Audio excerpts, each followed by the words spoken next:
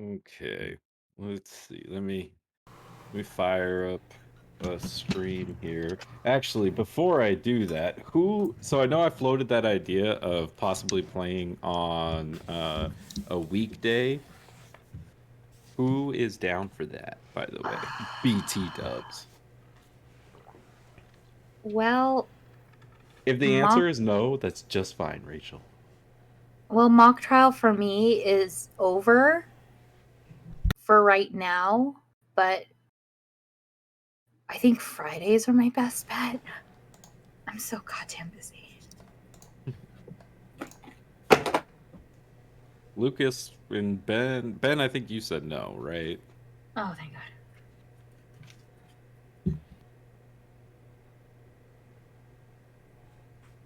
I mean, is Ben here? depending on the time, I could probably make anything. I mean, like, that's the problem is, like, I don't get off work until 8 p.m. So, like, it's always going to be fucking late East Coast time. You know what I mean? Yep.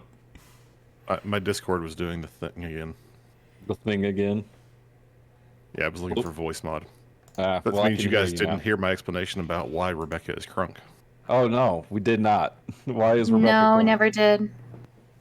Because she's surprisingly strong. True. She has a history of working Yes. for the wrong sorts of people. Huh, that's true. All right. And she's about to run the most fantabulous campaign ever to put someone in power. Yeah, no. Now she needs to take a level in Druid to talk to squirrels. Wait, hold on. I'm pretty sure she also sings her own theme songs. It's true, I do. Don't you have that one about like the whiskey and whatnot? Yes. So Rebecca is crunk. It's true. I did start her off. Her very first scene in this campaign was her singing, so. But to answer your question, I could potentially do weeknights. Like Lucas, it's going to be late. And Wednesdays would probably be best. I don't have. Wednesdays are free for me now. I can do Wednesdays too. Okay, we'll see what the others think, because I think. Like, I would not base the schedule around me. I'll put it that way. Yeah, same here. But if I wasn't even counting you in, because you told me, you said basically you were like, yeah, probably not. And I was like, okay. if it's like once a week, one day a week, I think Ben and I are usually pretty good for that. If we keep it to like 2 hours, then that's reasonable for one night a week. Well, that's what I was thinking. Like, but even then, I was thinking like maybe like 8:30 our time, because like when daylight savings kicks back in or whatever, it's gonna be like 11 o'clock for you guys or some shit. Yeah, like I don't mind. I can go till midnight and still get a reasonable amount of sleep from work the next day. Yeah. Okay. I can't, but I can do it anyway. Lucas, I don't understand when you actually sleep. So. I don't either. I haven't had a Okay, decent Lucas. sleeping schedule in 6 years. One day it will catch up with you. It already has. I just keep going through it. Saying you'll turn into me. You'll be like, God, it's late. I have to go sleep now. I don't think so.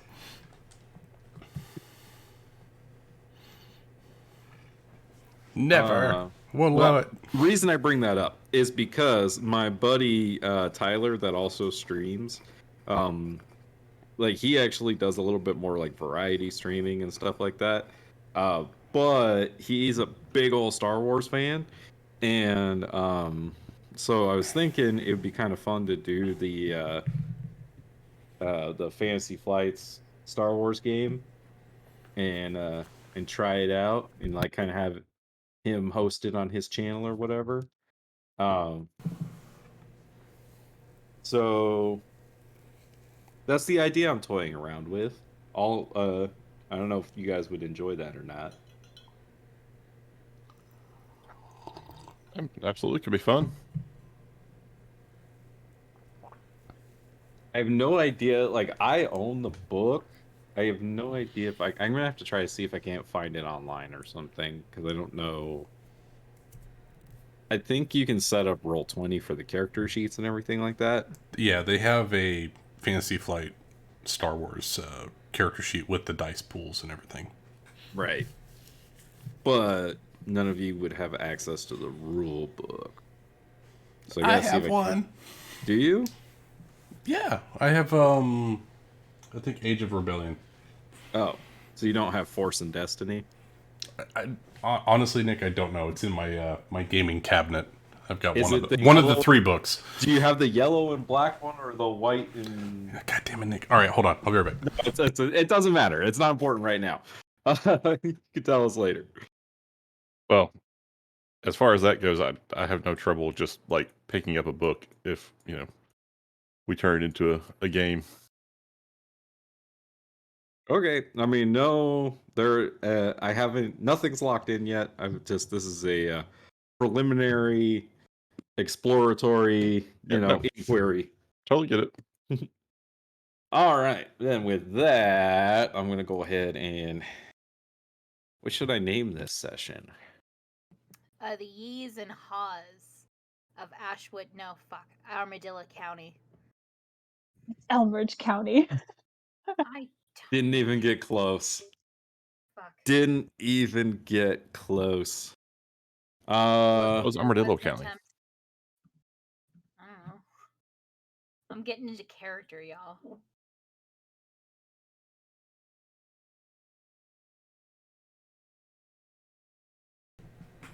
All right, Force and Destiny is what I have. Oh, hey, that's the one that I wanted to play. So good on you. Oh, y'all, guess when I was in Houston, guess what I didn't have while I was in Texas? Oh, good. I don't know that yet. I was into some pretty hairy situations with people refusing to wear masks, so we're going to put a pin in that one. But I didn't have barbecue. No barbecue whatsoever. Shame. Not once.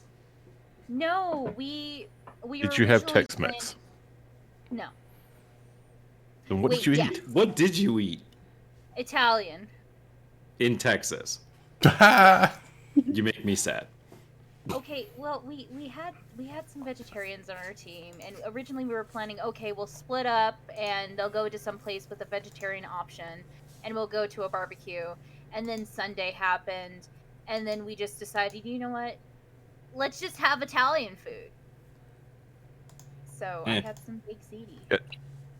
You guys won first place, didn't you? Yes. Hell yeah! Congratulations. Yep. That's I know how hard that is. That's really impressive. Is it really hard to do? Yeah. Mm-hmm. This was nationals, right? No, this was Houston. Regionals, or just? Just an invitational. Okay, still. That's pretty good. Sounds Yeah. like Glee Club. They're always talking about regionals. It's true. I'll put it this way. I know how much time and effort the team I was on in college put in, like hours and hours a week, and we finished third, I think. Well, we got third at Yale 2 weeks ago, and that was a buck and a half. One of the judges who judged me goes, "Hey, you're supposed to be taking this seriously." Someone died, and I'm like, "Dude, I have no stake in this. I'm a lay witness. I'm having the best time of my life." So that guy was a sourpuss, but we rocked it. I'm sorry. I Quit bet he was also a apologizing. coach. Uh, Was he also a coach for another team? No, he was an East Coast attorney who. Yeah, he was an East Coast attorney who said one of the biggest casualties of COVID for COVID was the fact that he couldn't travel to Europe. I can see that I value his opinion highly. I know. Very. All right. I'm going to fire up this stream. Here we go. 3, 2, 1. So then I put the chicken in the pot, and it screamed. Good afternoon, everyone. You got to twist the head off first. We're here for another episode of Amarillo Sky's Western D&D campaign. My name is Nick. I'm going to be your dungeon master. I am here with our chicken-killing Yees and Haas. Say hi, Yees and Haas. Hello, you. Hello. Who would like to catch us up on what happened last time? I vote Rachel.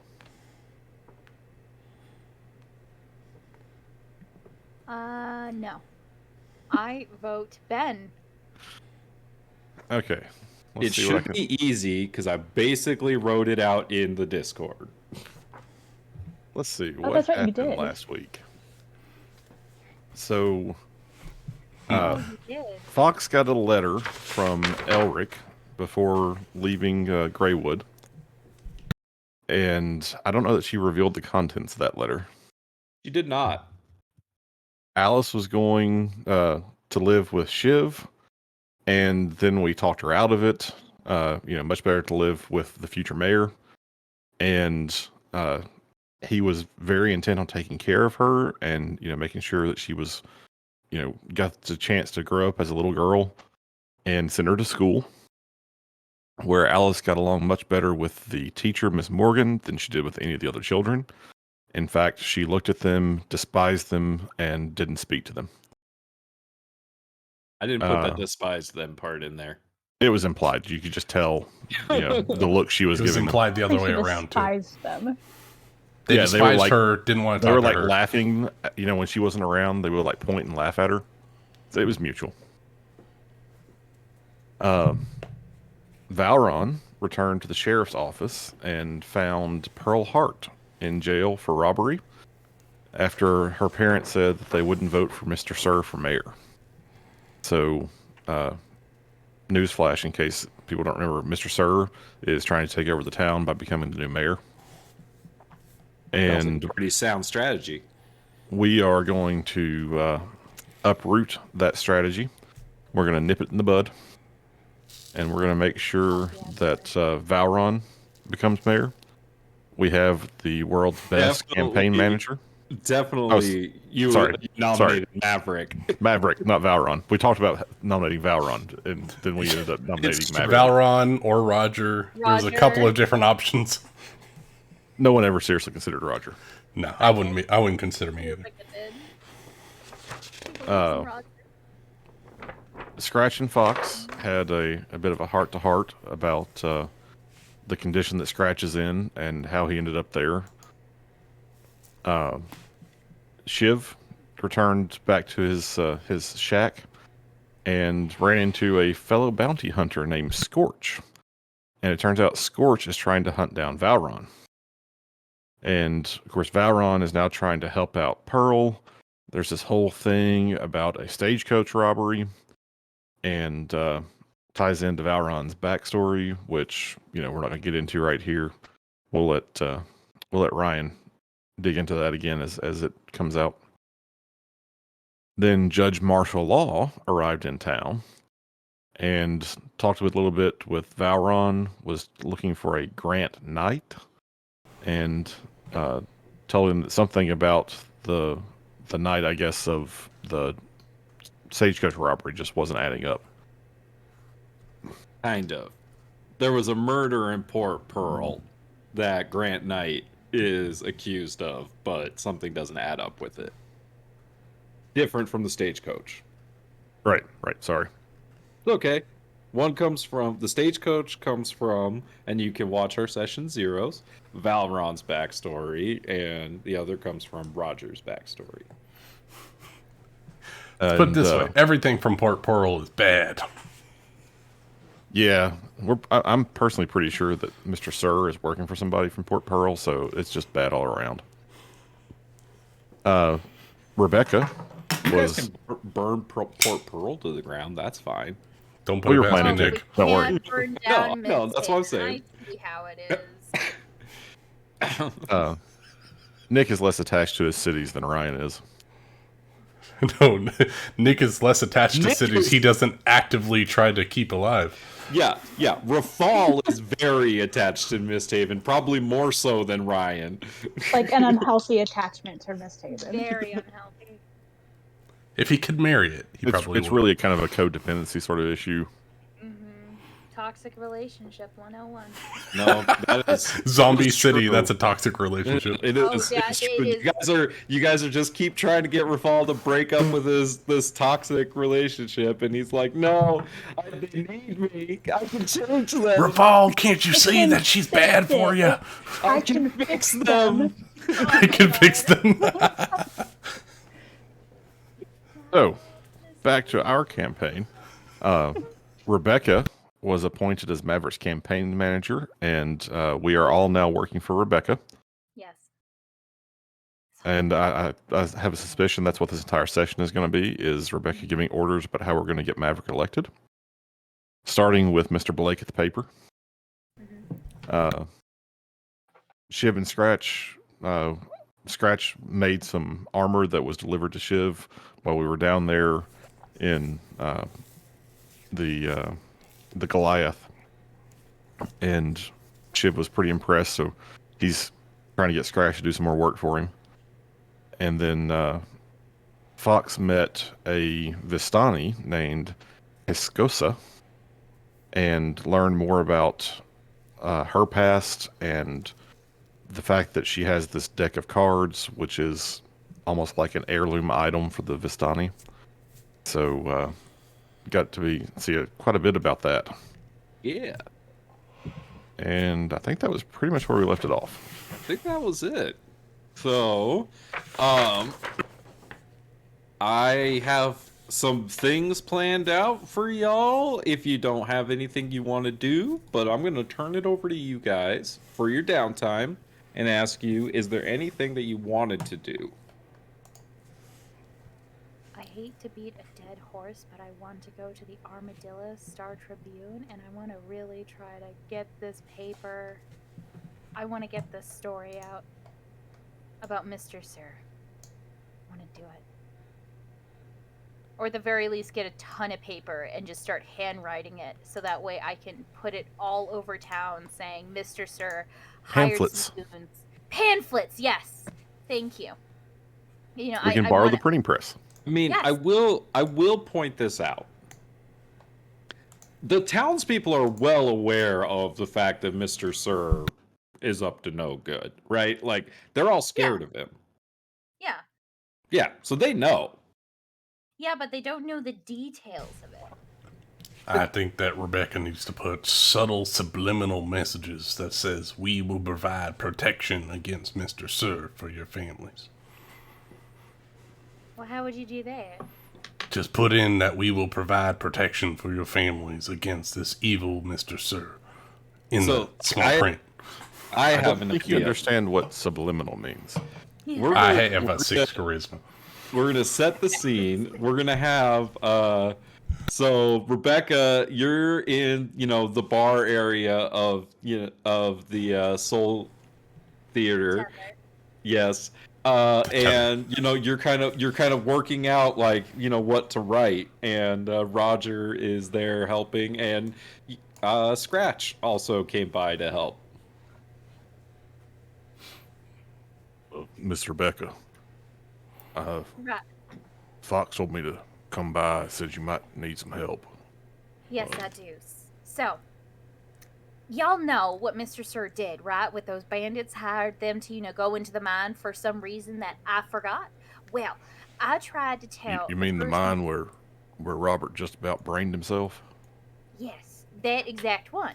Well, those fools down there were hired by Mr. Sir. So I went over to the editor of the Star Tribune and I said to him, hey, I got a story. And he wouldn't print it because he's afraid of Mr. Sir. But we need to show as a campaign that we are not afraid of Mr. Sir and that we could stand up to them. And we need to tell the townspeople what he's trying to do. Because although we all know Mr. Sir is up to no good, we don't specifically know what he's up to. And I'm going to print out all these pamphlets by hand, or at least I'm going to attempt to use a printing press. And then we'll just post them all over town. But I don't know what to write. I have to imagine that it'd be much faster to use the printing press. Perhaps if the local printer isn't willing to print it under his own banner, he'd at least rent the press to us so we could print it ourselves. Exactly. I think it might be best to not tie the printer himself directly to it. We could use the printers without his knowledge and then spread it around anyway. So that way he doesn't get any fear and wants to put out a new issue in the evening saying that he does not condone anything that happened. I don't think Mr. Sir is going to listen to any sort of reasoning like that.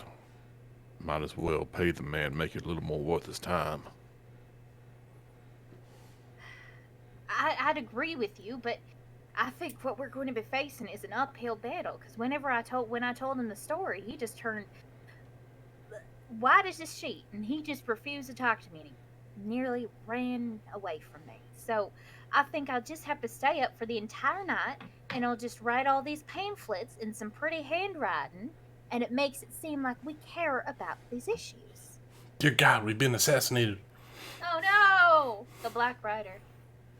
Sorry, I was trying to... I did it. I swear, I shot the sheriff, but not the deputy. I had to get the right tokens on there. Ignore me. I thought some ninjas came in and just stole Scratch and I out of the building. Rebecca, however I can help, I can run real fast, so I can spread the message as soon as we have it done. Right, okay. We just need to craft this message. Something that, is eye-catching, and like what Robert said. Look, Robert said is subliminal, so that way people know, oh yeah, Mr. Sir is bad, but we know what he's bad for, but the overall goal of our message is vote for Maverick. Maybe we put in a line that says Maverick will protect those from all threats, foreign and domestic, and ensure the safety of this fine town.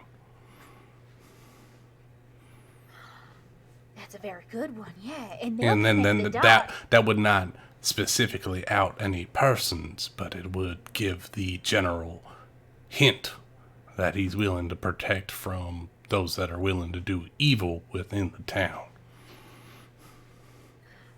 Right. Oh, and Alice, it's around this time that I think you were probably just outside hanging out, and because Roger picked you up from school, right? Yeah.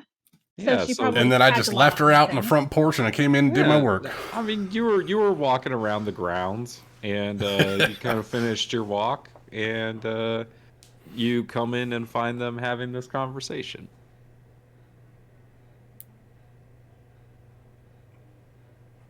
I don't think she would have anything to add to the conversation. She doesn't know shit about politics. I know you don't know much about politics, but Alice, you have a good heart and you have a good mind for people. Tell me, what you think? Now, Roger, Well- she's not even eligible to vote yet. Shh. I want to know what she has to say. Well, I think Scratch is right. How, like, if you put a name to the person that you're,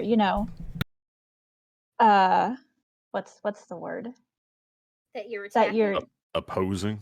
opposing. Yeah, if you put a name to the bad things that they've done, it's more likely that they'll be angry and will probably try to dig something up or falsify information Retaliate. about Maverick.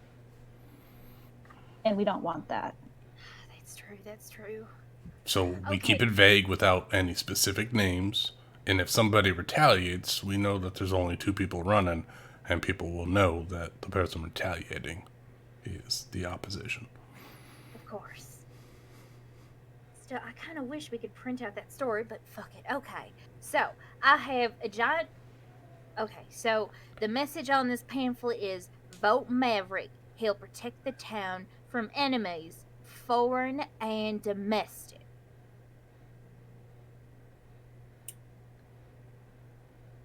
And on the top of the pamphlet, this is what I'm imagining, is his picture. His picture with Alice sending her to school. I think that's a good picture. You gotta include the children, because that's a Where y'all good gonna talking find point an for the artist town. to draw a picture of him? Cameras exist in this world, right? Yeah. It's like Yeah. steampunky in a way. Okay, well we just need to get a camera. How expensive are cameras? Expensive. How expensive is it to get your picture taken? More than any one of us can come up with. Fuck. Goddamn. I don't know if there's a traveling carnival or something that might bring someone like that around. I don't know of anybody in town who can do one of them there dagger types.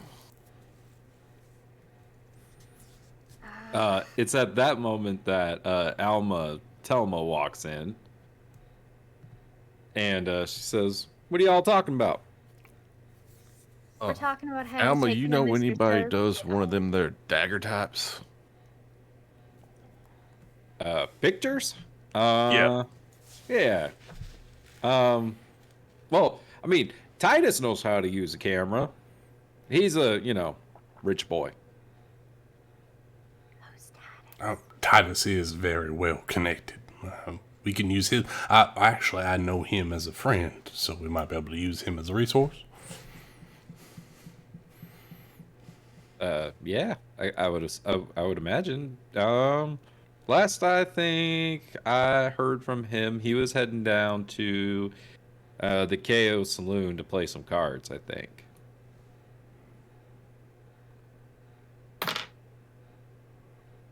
Well, everyone, I think we know what we're going to do next. I think this meeting has been fruitful. I think we came up with some amazing ideas right here. So everyone give yourself a pat on the back. And free drinks for everyone, right? Can I do that, Miss Thelma? No. We'll do that when we get back. Alice is not allowed to drink. You see as she shakes her head and she's like, "No, don't do that." Sorry. I whisper to Rebecca, you only offer free drinks when someone is paid well and enough to cover everyone in the bar. Oh no. I've been doing that. I haven't been doing that. It's alright, just remember for next time. When someone says around for everyone, you save that and you wait for the second person to say around for everyone. That way Telma gets her profit. Oh God, how much have I been?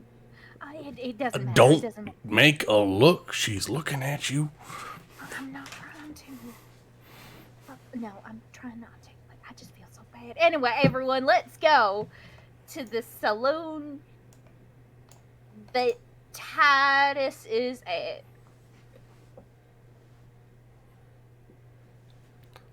Roger is gonna, once everyone starts piling out, I know that Telma doesn't leave, so he's gonna catch a word with her before he heads out. Robert better not snitch on me. Yes, Roger. How can I help you? Telma,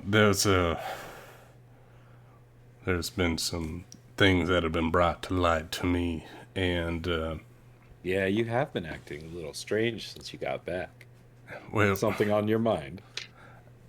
Yes. Well, I'm sure you know that Circuit Judge Martial Law is in town, rounding up a Heard couple about of that. no-goods out in the sheriff's station. Yes, I was thinking of inviting him to one of our performances. I think that would be a magnificent idea. But he is... Roger looks around, make sure that it's quiet enough, and he says, I believe that he is looking for me because of what happened on that night that I left Port Pearl. And it seems Valron is stuck in the mix of that as well. Well, from what you told me, it was self-defense. Oh, I agree. Yes, it was self-defense. As far as Valron is concerned, I think he's getting mixed up with the wrong group. So if you could just keep an eye on him for the day or so. Just make sure that nobody comes looking for him. What kind of trouble are we talking? If I remember correctly, I think he lost a bet on that particular fight. And if he was traveling with the circles that I think he was, then he's in for a world of hurt. And there's probably a bounty on his head. Unjustly so. Oh, you mean Luciano's hunting him? I believe so. And if that's the case, then I'm not far behind. So if you can keep him out of sight, out of mind, that might help me be able to help everyone else in the town, at least for a little bit. Well, I reckon right now he's down at the sheriff's office, so you probably need to go get him yourself if that's what you want. Maybe I can try to get him to excuse himself for some matters so that way he can go into hiding for a little bit. Do what you gotta do. All right. Would it be all right if he stays in my room for a little while? Oh, absolutely. I mean,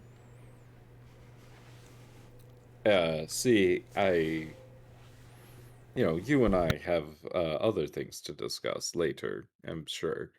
When you have a little more time, we need to speak about this new path that you have chosen for yourself. Yes, ma'am. I understand completely. And I promise that I will make time for that. Just trying to make sure everyone else doesn't get caught up in something that I caused about a year ago, you know. I understand. Let me know when you have time. Yes, of course. And he bows his head. He would tip his hat if he had a hat, and he heads out. You make the motion without the actual hat. Yeah, grab the invisible brim and walk out. All right. So, you're all gonna go over to the KO Saloon? I reckon. I'm working for. Yes. Yeah. I mean, it's late afternoon, the sun's about to go down, so you guys have the time. Let's see, there we go, that's everybody. All right.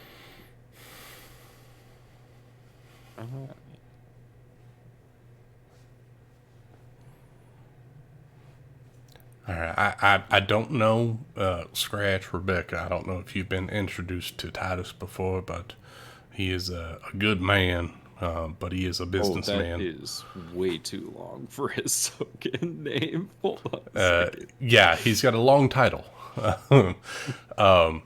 So Roger will say that and say, I can introduce you all to him and give you a good leg up, but as far as business is concerned, it's probably best if I don't get myself directly involved. And I'm going to repurpose a map that I have. 1 second. All right, so wait, okay, so you know Titus, so that's good. We have an in with him. Do you think, how do you think he's voting? How do you think he votes? Oh, my guess would be with Maverick, but you might want to keep an eye out, see if there's any telling signs if he's been paid off. Like I said, he is a businessman, but considering what he's done for me in the past, he's an honorable businessman. So you can play to that side of him. Right, of course. I mean, of course, because Mr. Sir, he's going to try to sweep away the competition in town, so Titus probably won't be able to have, a town to call home. At least with Maverick, he's a very neutral force coming into town. Of course. Exactly. And they both have Maverick and Titus have something to coalesce around with being, someone who's not directly tied to the city, but is now becoming tied with the city. So they might have that to work with. Of course we do, yeah. Oh, and maybe he'll sponsor us. That's certainly possible. I mean, Titus is a very strong individual, both in his charisma as well as in his personal being. So I think it would be a good person to have on Maverick's side. Okay. Oh, this looks like we're gonna be fighting. Yes. I don't know. It's a bar. It's totally up to you guys. But this Does Rebecca want to start a bar Maybe- fight? Is that what's going on? Maybe don't start a bar fight when you have Alice with you. Yep. But you guys walk into the KO Saloon. You see Wyatt behind the bar, and you do spot Titus playing cards at one of the tables.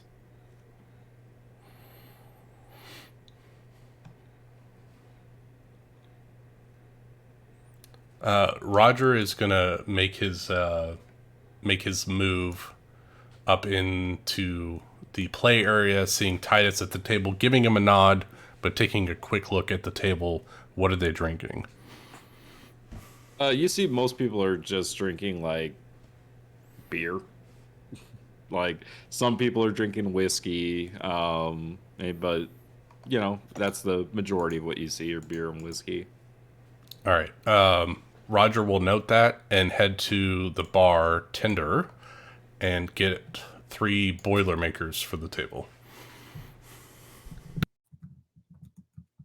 All right. The bartender behind the bar is he's an orc. You don't see many orcs in this. You don't see many orcs, period. But Wyatt here has been the owner of the KO Saloon for a long time, and there's the piano in the side, so there's that sound of just piano music playing, and it compared to the Soul Theater, like this is very much more of a dingy place where the not so good people are hanging out, and it smells a little in here of stale, beer and things like that.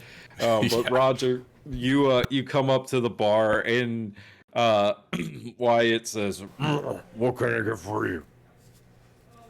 Wyatt, I need 3 Boilermakers, please. And he goes and he makes the drinks and he puts them up on the bar. He says, "That's 50 silver." 50 silver. All right. I look back to Rebecca. Do you want to get this? Do you want me to get this? Right, of course. I can do this because I do have money. I do have money in here. I do get paid. I whisper to Rebecca, that'd be 5 gold. Right, of course, 5 gold. Well, I think the campaign manager for Mr. Maverick. Did I do that wrong? Hold on. That's 5 gold, so. That's 5 gold? I meant it to be 50 copper? No. Sorry, I did that math wrong. It's 3 gold is how much it's supposed to be. Nick right. is just I'll tell Rebecca. That's fine. Right. I'll tell Rebecca it's 3 gold, and I'll say the campaign manager for the new mayor-elect, Mr. Maverick. And I'll take the 3 Boilermakers over to Titus's stable.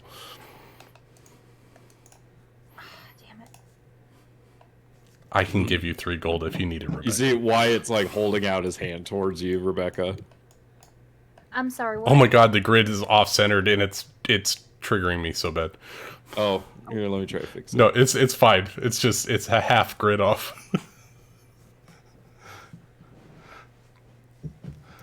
Wait, what did you say to Rebecca? I slip you 3 gold pieces and you can pay for it. There you go. Try that. Is that better? Yep, that's better. Rebecca will slide the 3 gold pieces over there, and she'll lean in and she'll go, "So, who are you thinking about voting for in there, and what issues are you looking to solve in this new mayor election?" I don't care. Are you going to be voting, or? Maybe. Depends. It depends on what. What can we get you to the polling station? What? What can we do to get you to the polling station? Oh. Oh. Give me more customers. I don't know how to do that, but I'll attempt to. Because, this saloon right over here has a good aesthetic and atmosphere.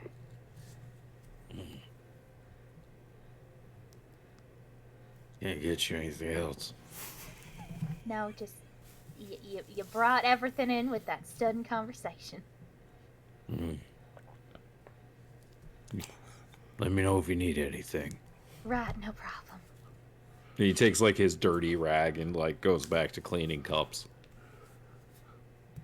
Right, okay. Rebecca will join Roger around the table to talk to Titus. All right. What's Alice doing? In this bar. You're loud. I know Alice probably would have followed Roger, just kind of sticking close to him. She's observing everything, just kind of she's people watching. That's what she's doing. And you see people lots of watching. people are watching you because there's like, why is there a kid in the bar? And as Scratch is just hanging out outside for a little bit. All right, so Roger, Rebecca, and Alice, you walk up to this card table that Titus is sitting at with two other people, and they're playing game cards. Roger carefully places down the three Boilermakers. He places one here, he moves to the right, places one here, and he comes around and fishes next to Titus, and he says, "Gentlemen, I would like to provide some of these fine drinks. These are Boilermakers. They have a shot of whiskey and an ale beer for each of you. I want you all to vote for Mayor Maverick. He's the one that's going to be good for all of us in the town. Ain't that right, Titus?" And he slaps Titus on the back. What are you doing here, Roger? As he takes a sip of his drink. Titus, I don't know what the hell I'm supposed to do here, but I'm just trying to make sure that Rebecca is good and that Mr. Maverick, who should be mayor, is mayor. I'm a little out of my boots here. Right. I'm sorry, Mr. Titus. I was waiting. Hi, my name is Rebecca. I don't know who I am most of the times, and I'll skip the usual introductions we've I have. met. Mm-hmm. We have. Yeah, I'm at the theater all the time. I perform there. You've seen me perform there. You've served me drinks. I have. Yes, you have, Rebecca. Don't you remember he played that one song? Oh, that one song with that one Exactly, that one. Oh, that one. Yeah, you have a really nice soprano voice. I think that's what it's called. Thank you. Yeah. Well, actually, yeah, we were wondering because I'm the campaign manager of Mavericks, and we're just wondering if we could just borrow your camera, or maybe borrow someone who takes a picture of the camera of a scene, so that way we can get a picture of Mr. Maverick, because we're going to spread some pamphlets, because Mr. Sir should not be mayor. You when you say this, you see quite a few heads turn your way. And the piano in the corner kind of does the whole as everyone in the bar is looking at you standing in the middle announcing this. Well, it's true. I mean, Maverick's obviously the better choice. You see the group of 4 people over here at this table. They get up, and you see them start heading towards the door. That's great. Roger's gonna whistle to Scratch. Hey, Scratch, make sure that they understand what they're standing for when they walk out of this bar. Now, hold on. We don't want to do any violence right over here. I mean... No violence. I agree, Rebecca. I just want people to understand You see what this is guy at stake.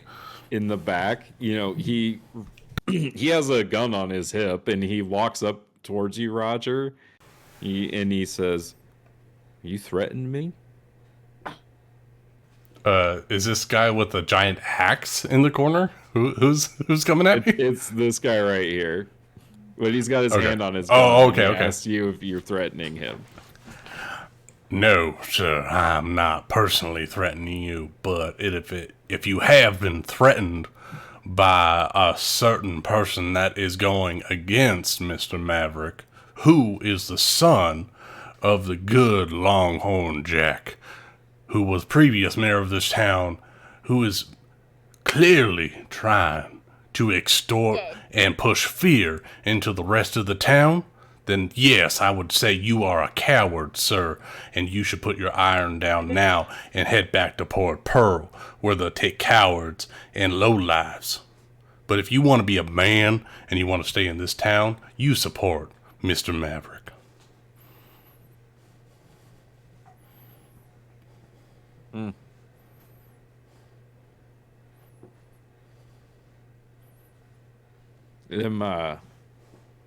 Them be strong words for a man walking a child around in a bar.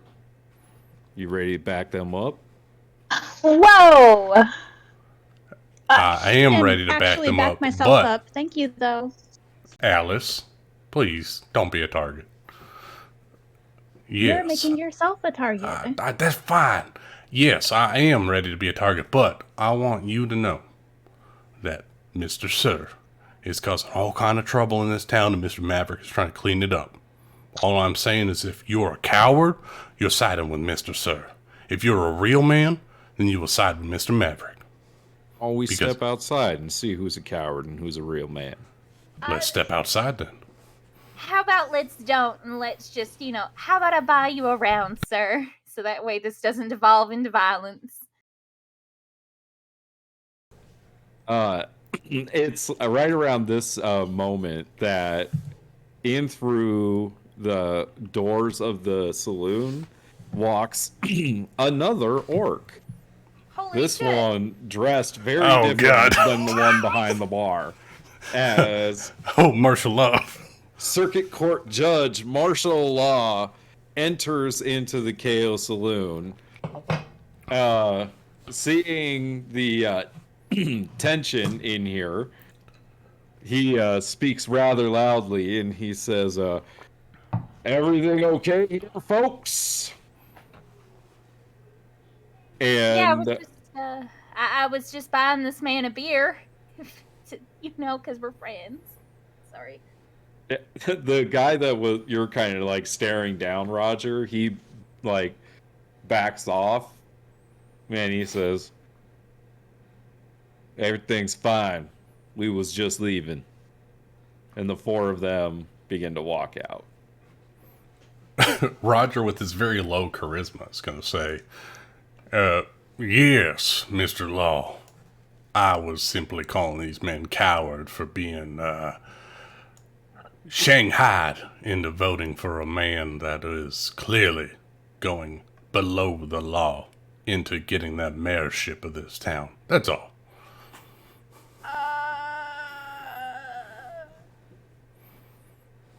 Oh, thank God. You see as like they don't respond to your taunting, as they all leave. The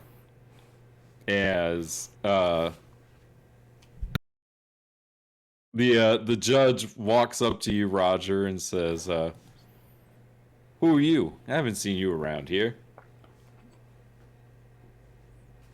Can I roll an insight to see if he actually recognizes me? Sure.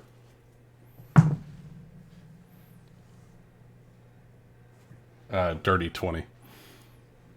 You don't think so? Not like just by sight.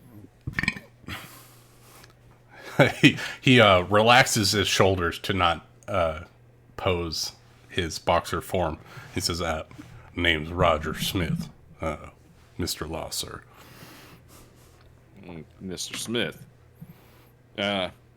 Don't suppose that you would be willing to serve on a jury. I've been trying to get people to serve on a jury for this year. Gentleman that's in our local prison here, and everyone seems that they don't want to have anything to do with this. And I hear this name, Mr. Sir, coming up quite often when I get my rejections. So, would you be willing to sit on a jury? Roger shoots his hand out. I would love to be on a jury, Mr. Law. Great. Wait. Now you got to talk 12 other people or 11 other people into it. Wouldn't Roger being on the jury be biased? Since Yeah, it was because we were directly involved with this. What do you mean? Well, okay. Well, here's the thing, and let me just say this. So, there was a black rider that came in, killed the last mayor. So then we had to go over to the mine to check if it was all right. When we got in there were a bunch of goons. So, of course, we had to clear out the mine. This guy was the only survivor, and what he told us is that Mr. Sir hired him to do some tomfoolery in that their mine. So, we had to deal with him. As you're like talking, the two guys that were playing cards with Titus, they get up and walk away from the table. And you see Titus like just kind of throws his hands up. Well, there goes my extra money for the week. Oh, okay. I'm sorry. How much do I owe you? Five gold pieces. I'll get you another service. It was 50, but I'm sorry. I didn't mean to. I'm sorry. It's just what Mr. Sir is doing to this town is just absolutely horrendous. Anyway, I'm very sorry, Mr. Yeah. not Titus. so loud. His name is Titus, Rebecca. No. The orc friend over here. Law? Law? My The name Judge is Law? Circuit Court Judge Marshall Law. Nice to meet you. Oh, that's nice. My name's Rebecca. Do you know me? Now, I'll just skip the introductions. Are you able to vote in this county? Are you able to vote in this city? Me? No, Yes. I live in Port Pearl. Damn it. But I am here to judge this case. Now, you said that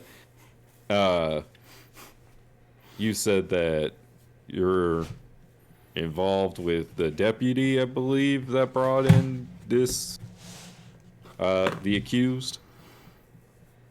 Yes, we're all involved with Valron, who brought him in.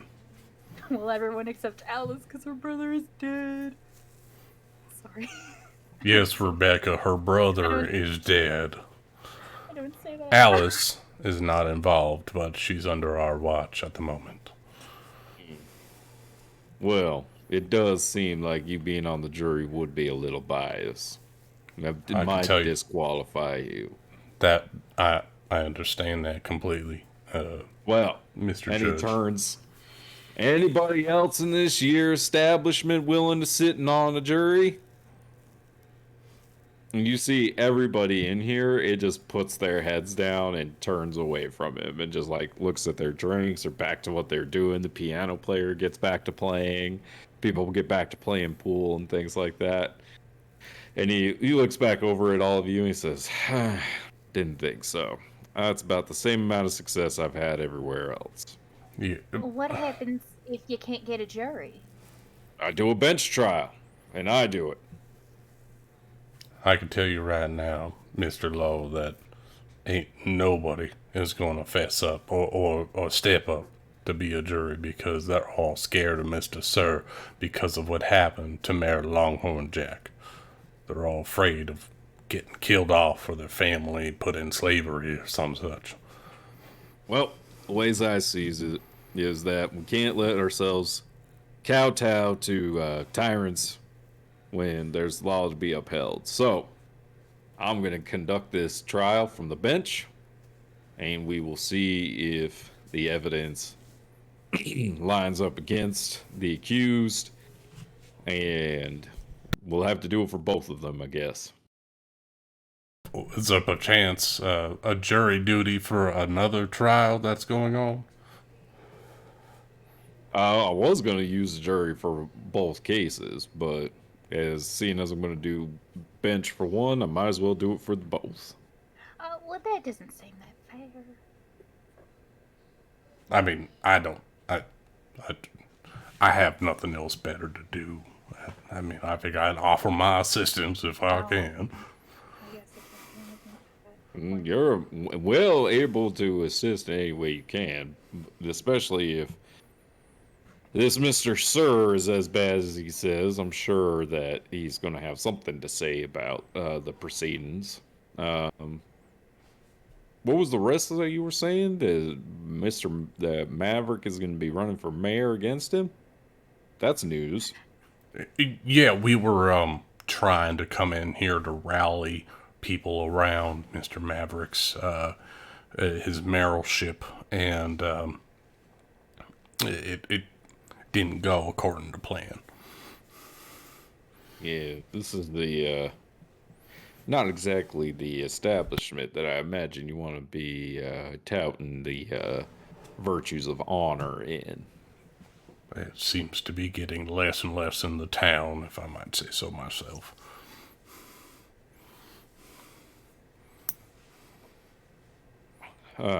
Well, I'm going to head back to the sheriff's office, and if you need anything, y'all know where to find me. Thank you for your assistance, I suppose, in all of this. No problem. Thank you so much, Mr. Law. Miss Rebecca, and sorry, I don't know you.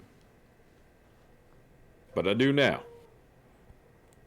All right. Well, wait, who is this? And he walks over and shakes your hand, Alice.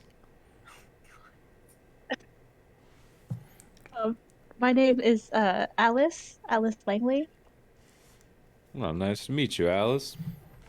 What do you guys have her in here for? Like I said, we are her guardians, so she is not to leave our sight unless she is with another adult that is trusted. She's gonna like vaguely like try to suddenly roll her eyes at that because she knows that she could go wherever she wants to. Roger behind Law's back is trying to like be like, please just agree with me for once, David. Okay, I guess I'm not going to question your parenting techniques. Look, her older brother humans died. Are strange. Her older brother died, and she doesn't have anybody else. It's just us, and I can't just leave her in a room by herself. So she has to come with me. Hey, look, I not gonna question what you do with your daughter. Aww. Anyways, see y'all around. See y'all around. See you around. He's going to leave. So, Titus, can we borrow that camera? Please? Hell no, you can't borrow it, but I'll take a picture. Oh, right, thank you. That was my second question. Like, can you take a picture of it? Thank you so much. Look, the lighting over at the theater is the best, so bring Maverick by tonight and we can take a picture for you. Of course, I'll bring Maverick over, and Rebecca will lean in. Can we count on your vote this, whatever day the vote is going to be, to vote for Maverick? Sure, whatever. Go away. Amazing. We did it. Something like that. Never mind. Come on, let's go. Go get Maverick. We'll just do it right now. Yes! Okay, thank you so much, everyone. We did it. One of our first campaign things, and we've only just alienated... How many voters did we alienate? 6? A quarter of the town. Quite a few. All right. So you guys, you're able to go and get Maverick and have Titus take a picture of him. And when you wake up in the morning, Titus tells you it's going to take him a few hours to develop the picture. But when you wake up in the morning, Rebecca, you do receive a copy of the newspaper, the Amarillo Star Tribune, and you do see that there is a story in there about Maverick running for mayor. So Is it good? Is it positive? It's informational. Okay. It talks just kind of about like, remember Maverick, the son of Longhorn Jack, he is going to be running against Mr. Sir for mayor, and things like that. There's a few bits and pieces of the things you said, but definitely none of the stuff that you said against Mr. Sir. Is this on the front page? And It is. Mr. It is front page news. Is Mr. Sir in the newspaper at all? Like, has he bought ads? Oh yeah, there's a big old campaign ad in there. Fuck him. Okay, we're taking this mother down. But you have your picture, and you have your story that you want to put together. So how are you going to get a pamphlet made?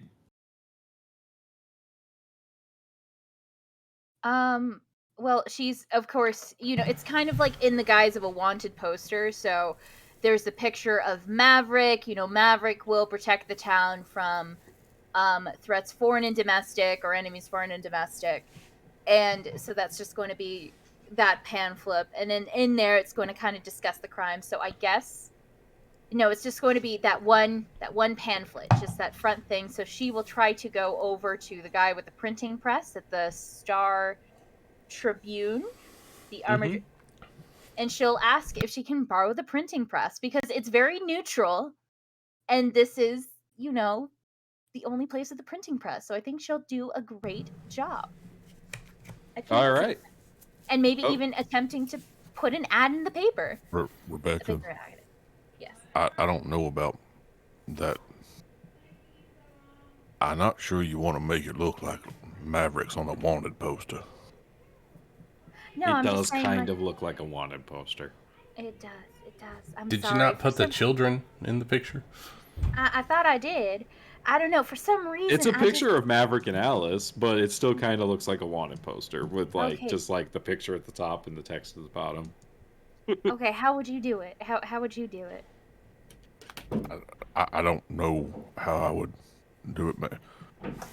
Maybe put the words up on top or something. Just if it looks too much like a wanted poster, it could give folk the wrong idea. Now, if we could get a picture of Mr. Sir and put that on a wanted poster, that'd be different. Of course, we could say wanted for dark activities. Oh my god. We weren't smear campaigning. We're not smear campaigning. You're right, Alice. It is something we don't do. Not today. Yeah, give a good paragraph describing what's going on with a good header. Put the picture in the middle, and then some more of his address and statement below. So that way it's like his deeds that he'd like to do in the town below the picture. Formatting aside, you're going to go to Mr. Blake to try to get this printed. Yes. Got it. Okay. Formatting's important. It is. Alice, are you going to school today? Yes and no. Oh, you gonna cut class? What I would like to try to do is that I would like to attempt to persuade whoever is tasked with walking her to school that she could walk by herself, and then she's not going to school. All right. Probably be Roger. Probably.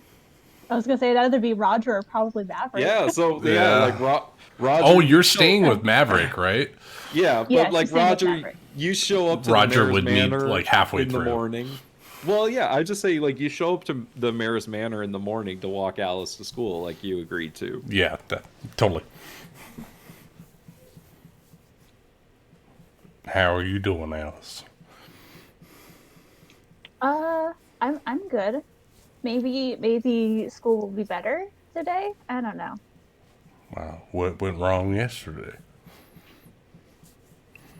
I mean, none of the other kids tried to talk to me, and I didn't really want to talk to them. And then, well, you saw when we came out, they were like whispering and looking and pointing at me. Do do you want to interact with those other kids, or do you feel like you're far too advanced to interact with the kids? I'm not better than them. Do you Like, want me to do your hair? So maybe it's more in style with what the other kids are doing.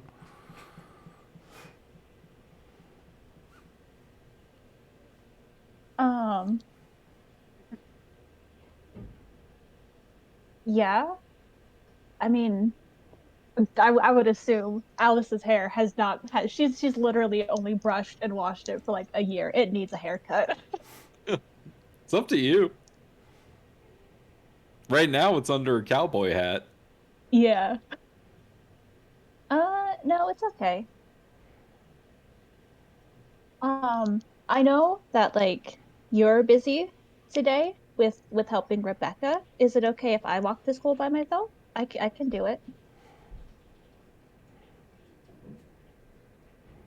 Of course, Alice. I know that you are more than strong enough to take care of yourself.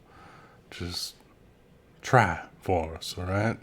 Yeah, I know it's mundane and normal, like everything else, but appearances do matter to some people. So just try your best, alright? Oh, I'll take her about halfway, and I'll head south towards the sheriff's office. All right. So Roger's heading towards the sheriff's office. Rebecca is headed towards the Star Tribune. Scratch, are you going to work today? I'm assuming. Yeah, Scratch will be heading to work. All right. And then Alice, what do you want to do? well, I was about how far from town is the Heart Ranch? It is like within about like an hour. All right, that's perfect. You'd be walking right with Roger in that same direction. Nope. I think you forget I have wild shape. Oh, I love Alice so much. So yeah, she'll kind of watch as Roger walks away, and then I don't know, try to find like A shadowy tree or bush or a something. shadowy tree or something, and then she'll wild shape probably into like I don't know what trying to think of what animals would be left over. A She'll wild dog shape into a in the cat. West, a dog would be prevalent in the area. She'll be a cat. A cat? Okay. Yeah. All right. So you go ahead and give me a perception check to make sure no one's watching.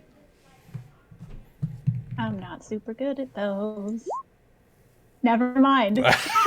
Alice is the best at everything. What are you talking about?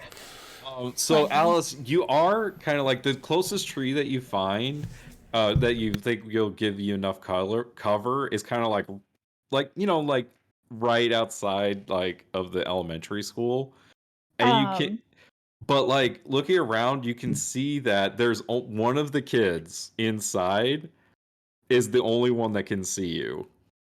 ugh. Can she try to go closer to the church Sure. if there's less people over there? Like I know, like she's trying to avoid those kids as much as possible. She's too anxious to interact with them. She's like, I can't shape change in front of that kid. He's gonna think I'm a freak. Okay, so you like run behind the church and you think that you're pretty well hidden over there. All right, then yeah, she'll wild shape into a cat. So you come back out and you can see that that kid is kind of just like looking and just like staring back over at the church. Doesn't notice the cat coming out. Oh, but is just kind of looking over at the church building where you went before their attention like snaps back to the front. All right, yeah. And then she'll make her happy little way over to the Heart Ranch. Because I All can stay in right. wild shape for 2 hours. Yeah. What would you like to do out at the Heart Ranch? She just wants to visit Blythe's grave, just kind of sit there for a bit. All right. Anything you want to do in particular, or just kind of hang out with Blythe for the day? Yeah, just kind of hang out there. And then later in the day, she'll make her way back into town. Because I Like was at going to the end stop. of the school day. I don't know. Who knows if she'll lose track of time or not. We'll find out. All right. So while she is doing that, we're gonna go with Rebecca. You walk over to the Amarillo Star Tribune, and William Blake is doing his thing like he always does. He's out front handing out papers to people as you walk up to him. What's his name again? William Blake. Howdy there, Mr. Blake. I saw the story you put in the paper. Not all of it, but Well, yes, Miss Rebecca, I told you I would run that story, and I did. well, thank you. Well, I was just wondering. I have many questions half the time, but I'm wondering if I could borrow your printing press, or at least I could pay you to print this out. But we're hoping to put out these here flyers for, Maverick, the mayor, soon to be mayor. Well, I have a 10 gold, and I could get this story in the paper for you. Wait, well, let me read it real quick. Huh. Uh-huh. Mm-hmm. Well, this doesn't say anything. You did a much better job on this than you did with what you pitched me yesterday. Well, yeah, I had to do it because I still don't understand why you just can't stand up to Mr. Sir, because do you really think that everything's going to change hunky-dory if he becomes mayor? Because it's going to get worse, sir. It's going to get a Not if lot I worse. don't upset him, it won't. Really, You just stay like on how his good side, and you make some pretty decent money, my darling. How'd the mayor do, staying on his good side? Not great.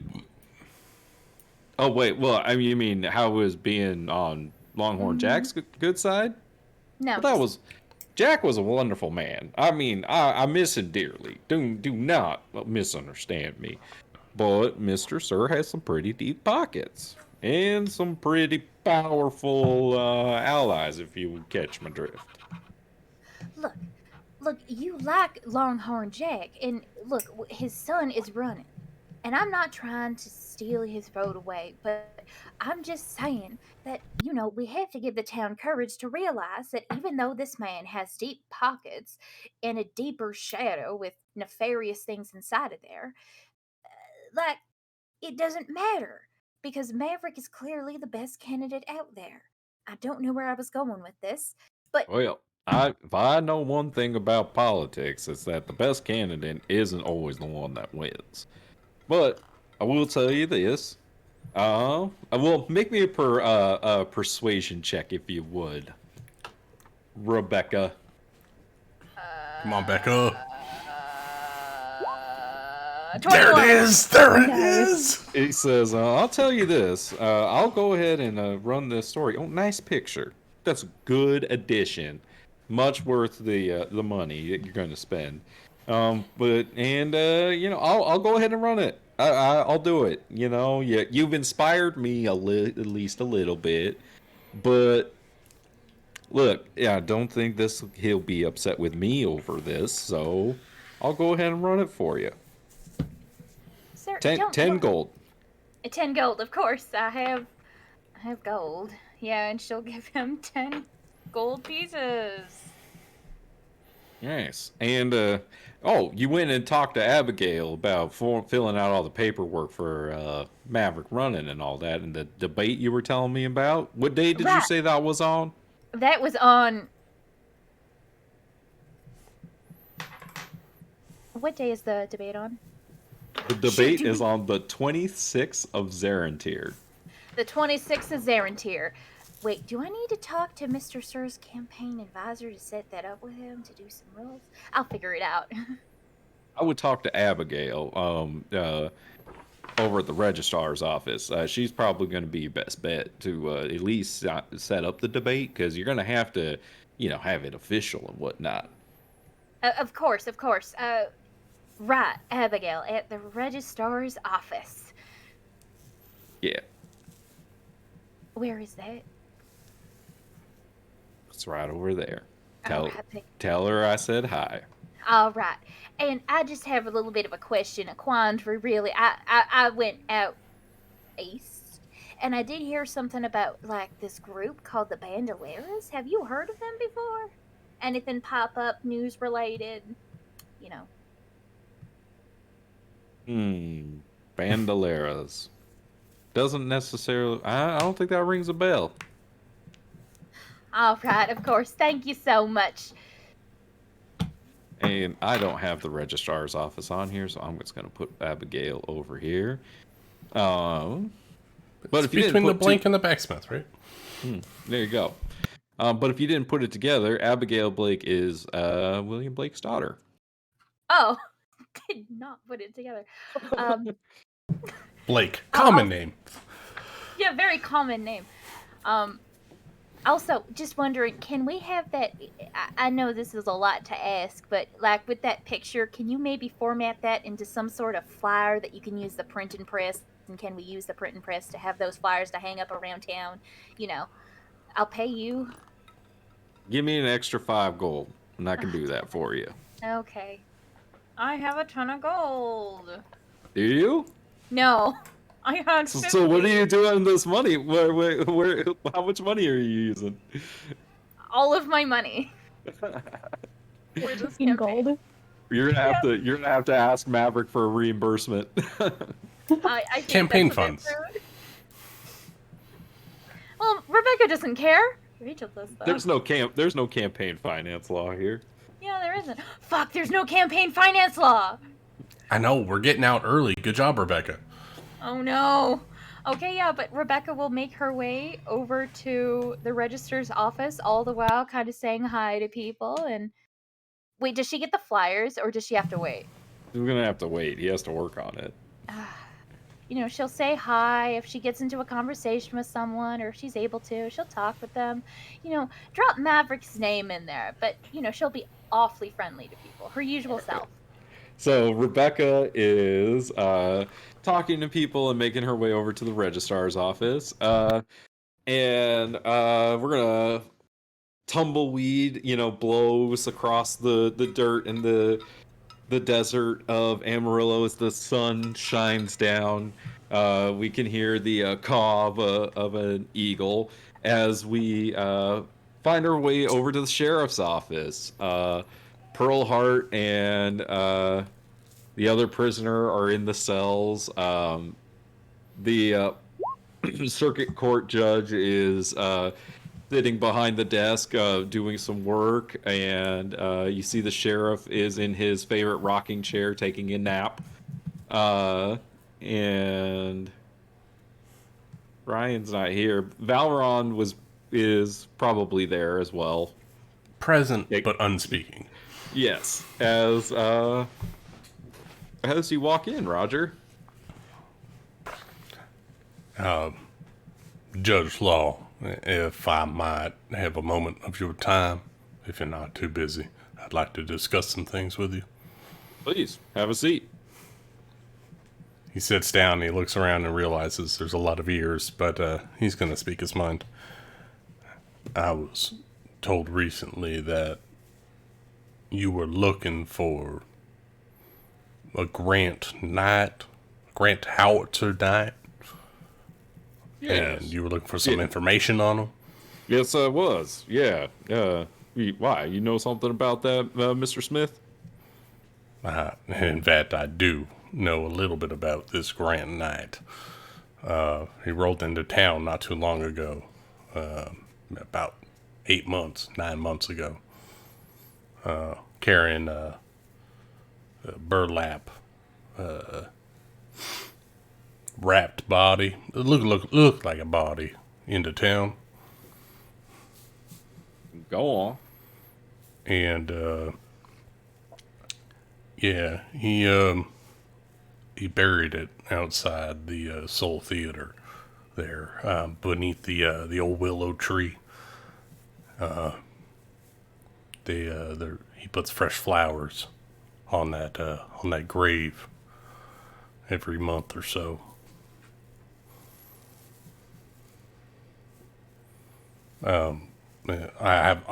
If you need more information, then I might be able to help you with that. Are you trying to deceive him? I'm trying to. Yeah, no, Roger is in front of everyone make me else. a deception check, please. Oh, not very good. Not very good on the old -2. That's a 9. All right. He kind of like nods his head and he looks at you and he says, "Don't suppose that this individual mentioned what happened to the individual that was buried?"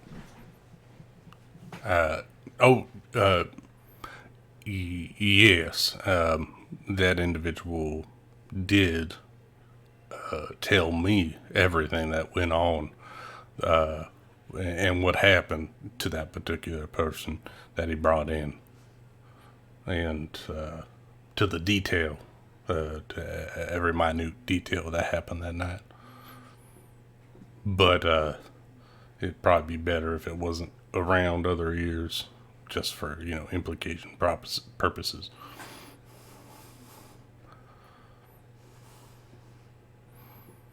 I can take you to where the body is if you want to see it. As you say this, there's a knock on the sheriff's door. And Don't be Scorch. Don't be Scorch. outside is the form of a rather large individual. Oh, Mr. Sir. Play cool, man. Accompanied by The Black Rider? Or the Dark Rider? What do you call him? The Black Rider? Black Rider. His, Oh, God. his Oh my right-hand man. god! Oh God. Well, Rebecca's dead. Fuck. Roger's gonna stand up, push his chair out. So does the marshal. And with that, we're gonna take a pause on that because I have to pee really bad, and man. I would really like the others to be here. If Roger has to throw down with the Black Rider, so be it. So we're gonna take a 5-minute break, and I'm gonna go to the bathroom. BRB.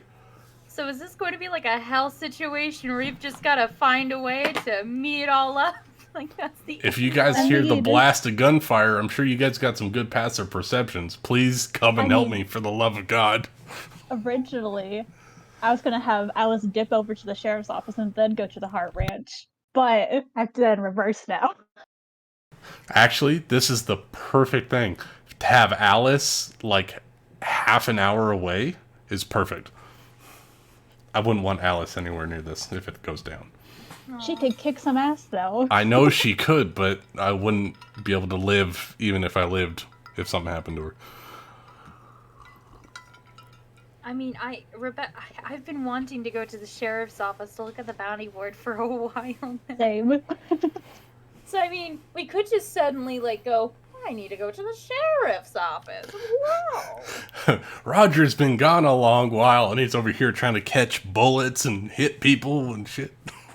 Well, considering that there are so many witnesses, maybe what Mr. Sir is trying to do is a campaign ploy where he's bringing along the Black Rider to go, see, I'm a law-abiding citizen. Turn the Black Rider in. And then go, see, I brought the Black Rider in. Problem is he's got 2 witnesses that I don't think it's gonna fly. I don't think it's gonna fly. I like where you're going with it. I don't think it's gonna fly. I'm assuming that Mr. Sir came to try to get he's trying to strong arm the law into doing this bidding. and try to get what is it? This guy. Mm-hmm. This guy right here is the one that's in the jail cell. Yeah, his little lackey out of jail. Yeah, his minion. His name is Tally. Yeah, he has a Oh, we name? have a name, Mr. Tally. I love him. I don't think anyone has asked him his name, but he has one. He was unconscious before Roger I feel became like conscious. Balron might have.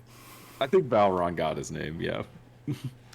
I thought Rebecca would have asked his name because she just introduces herself all the time. So. I think everyone dragged him out unconscious, didn't we? Yeah, but we did talk to him at the sheriff station, right? No, Roger wasn't involved in that. He was licking his wounds. But I still think that Mr. Sir is trying to do a political grandstand. I don't think he's here. I doubt it. I would think still so. like Balron to be here for this next thing. So we're gonna leave what's going on at the sheriff's office. Oh, okay. Good. Don't come back for like half an hour because I have to put my son to bed in like 15. So. Okay. Well.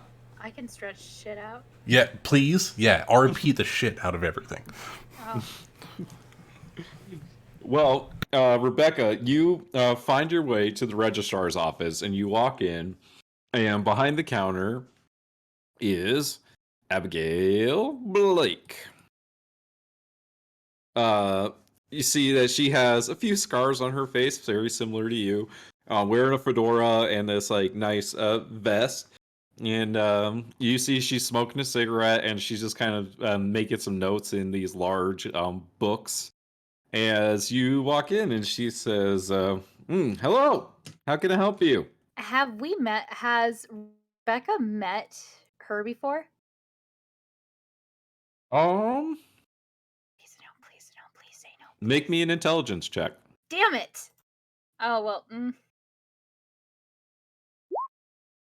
No, you definitely have never met this person before in your life. You're sure of it. That one says differently, but who cares? What's her name again? Abigail Blake. Right. Hi, hi, sorry, you're, Alligator? Yeah, alligator. Sorry, I'm a bit nervous right now. If you Mr. have a Blake- hard time with it, you can call me Abby. Oh, right, Abby. Hi, my name's my name's Rebecca. Sorry about that, Mr. Are you okay? No, I'm fine. I'm great. You're just great. I mean, I'm just saying, you know, Mr. Blake sent me over here to get some information about a debate. Well, you can tell him that I'm not interested in debating whether I'm getting married or not. Oh, so you're single. I'm sorry. Hi. But that's not why you came over? What debate are you... The to answer mayoral your first debate. question, the answer is yes. And to answer your second question, the answer is... to ask you a question, what debate? The mayoral debate that's happened on the 26th. There is no mayoral debate on the 26th. I thought that there was a mayoral debate on the 26th. That's what Mr. Blake said. There to set it up. I'm there to set it up. You... Wait, a debate between who? Oh, wait, I saw that story in the paper. So Maverick really is running for mayor? Because course he he has not filed any paperwork with me. Right. I'm also here to help file some paperwork. I'm the campaign manager. Oh, okay. Because, I'm so trusting.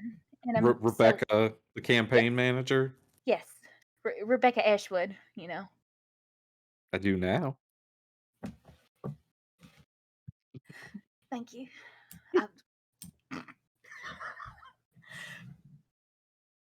Right. So yeah, I'm here to also fill out some paperwork because I Okay, have great well, handwriting. here you go. And she reaches under the counter and pulls out this thick stack of papers and puts it on the counter. You're gonna have to fill out all of these and get Maverick's signature on a few of them for the mayor's race. And then she pulls out this stack of papers and slams it on the counter next to it. These are all the forms you got to fill out for the debate, and you're going to have to get the consent of both parties. So we're gonna need, unfortunately, gonna need Mr. Sir's signature on this. Good luck with that one, unfortunately. Oh, well, but I'm rooting for you. Can I call you Becca? Yeah, of course you can. Of course you can. Of course you can. Of course you can. Of course I can. I legitimately forgot her name again. Abby. Of course I can, Abby. Great. Okay. You're great. Do you have any questions about what needs to get filled out? No, because I know what I'm doing because I'm the campaign manager who's able to do tasks. You're funny. Thank you. That's what people say to me. They also say I'm funny looking, but I kind of laugh at that because that's a really good joke. You're fantastic. I don't think you look funny. Thank you. You're great. Thank you. You're great. Oh, thanks. Yeah. Mm-hmm. Well, I gotta get going. These stacks of papers aren't going to sign themselves unless there's a way to sign them themselves. Rebecca, make me a perception check with disadvantage. Is it because I'm trying so desperately to flirt? Yeah. Yeah. Oh my god. Come on. You catch yourself before you run smack dab into the door. With your two, you have your hands full of papers and everything, and you kind of stop yourself before you walk full on into the door. Yeah, where you take that step and you're like, oh god, there's a wall there, and you stop just in time. Exactly. You manage to not. You kind of back, your back hits the door, but you don't do the full on turn around and walk right into it. Right. I know how doors work. Thanks, Abby. You've been great. Call me Rebecca. I live at the Salt Eater. Thank you. Not the Salt Eater. Salt Eater. Thank you. Salsa Eater. Salsa Eater. See you around. See you around.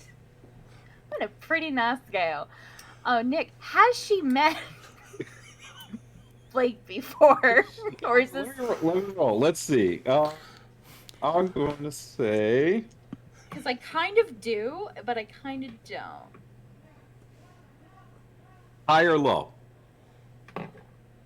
Let's get high. All right. You two have actually not met before. It was the first time you met her. Genuinely. Oh, yes. But has Rebecca seen her around town before? This is just the first conversation. That's up to you. Yes, totally. I want to say this is the first conversation they've had. Rebecca's been eyeing this girl. I'm sorry. You had to have seen her around, but the first time you got the courage to meet up with her. Of course, yes. This was just a happy coincidence. She was the register. You're like, oh, your name is Abigail Blake. Oh, okay. Okay, yeah, but with that, Rebecca's kind of, mosey on down to wherever Maverick is, kind of in her own head, yes, I know. Hell yeah.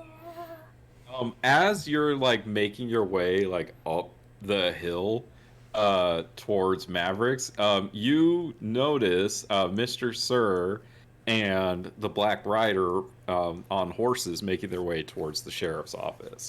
Hey, you, fuck, Mr. Sir, what the fuck? You're with the Blake. She'll, You're too far away from them to like really like shout them down, but you can see where they're going. Shit, do y'all see that? That's a black rat. God. You are by yourself. I will say this: you are right next to Paris's blacksmith shop when you see them. And that's where Scratch is? That's where Scratch is. Okay, Rebecca's going to burst into the door, papers flying everywhere, and she'll go, Scratch, holy shit! I just saw the Mr. Sir and the Black Rider! You did what? I saw Mr. Sir with the Black Rider! Well, shit. I know! Where'd you see him? I saw them on the road. Which way were they headed? West. Okay, well, I reckon we just need to keep an eye on them. We do. We also need to take care of these. We don't need to take care of.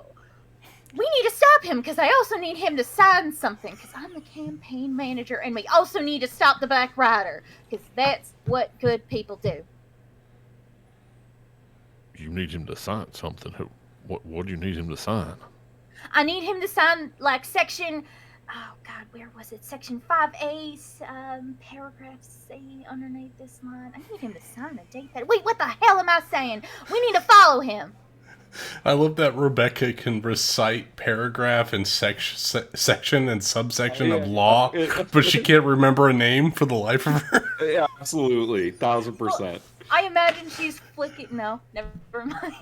She's like, she knows the exact like sentence in a paragraph. She's laser focused on every word that Abigail said. Definitely. Where on earth did you get all this?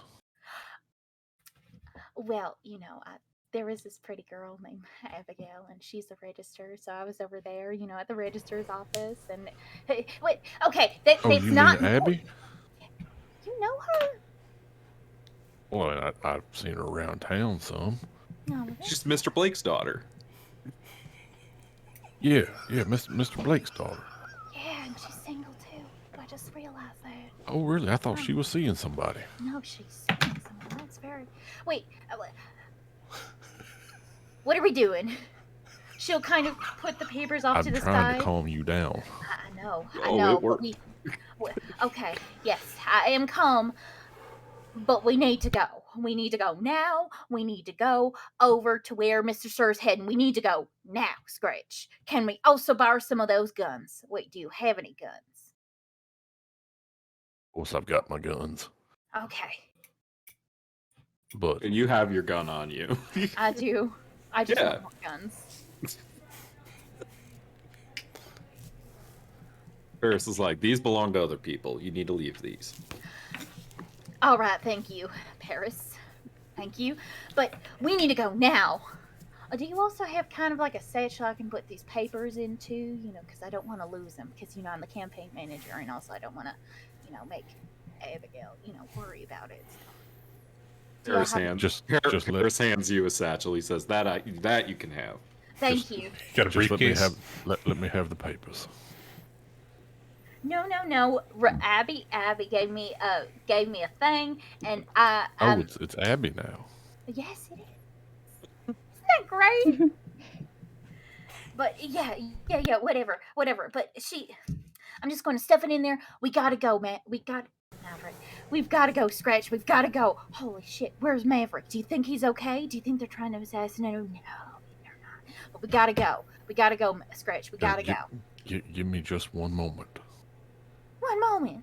He could have killed like 10. He could have killed like 10 Longhorn Jacks by this point. No, hold on. And as Rebecca 25. continues to babble at Scratch, he casts Alter Self on himself Okay. Can't believe this. to disguise himself as just another townsperson. Come on. man. Okay. Let's go. Come on. Is it going to work? Holy shit, what is it going to Who do you disguise yourself as somebody in particular, or? No, I don't want to look like anybody who's actually in town, so I'll look like somebody from the last town we were in. Okay, yeah, just like a random person. All right. And you're a human. Yes. Okay. Sure. Yeah, you can That's absolutely awesome. do that. So what's it look like as you cast this? Like, because usually you do your spells in a little bit of a different way. How do you do Yeah, this we one? don't see a whole lot of casting from scratch. So with this one, what he does is he takes his jacket and he like flips up the collar and takes the bandana he always kind of wears covering his face and actually like sort of stretches it down to drape, and he closes up his jacket completely, and he taps a couple of buttons on his jacket, and it sort of shimmers, and all of a sudden he looks like somebody else. Cool. Very like Ghost in the Shell, Yeah. camouflage stuff. Awesome. So the two of you are gonna make your way out towards the sheriff's office. So no word from them. It's a bummer. They're missing something fun. All right. So we're gonna flash back to Roger inside of the sheriff's office. So Mr. Sir, as he walks in, the floorboards underneath him creak. He's got his signature cigar in his, three-fingered hand, as he is looking at all of you, and he motions his cigar towards the marshal, and he says, "You must be the one I heard about, circuit court martial law. Is that right?" The marshal looks at him and he says, "That's right. How can I help you, sir?" And he says, "That's Mr. Sir. My pardon. Um, I hear that you have a tally here in on trumped up charges, from what I understand, and I wanted to negotiate the terms of his release." The martial law looks at him and says, "Well, I reckon I plan on having a trial to figure out if he's innocent or not. Seems to be mighty difficult to get folks to serve on a jury in this town." Mr. Sir looks at him and says, "Yeah, most people smart know what's good for them." As he looks left at Valron, looks right at you, Roger.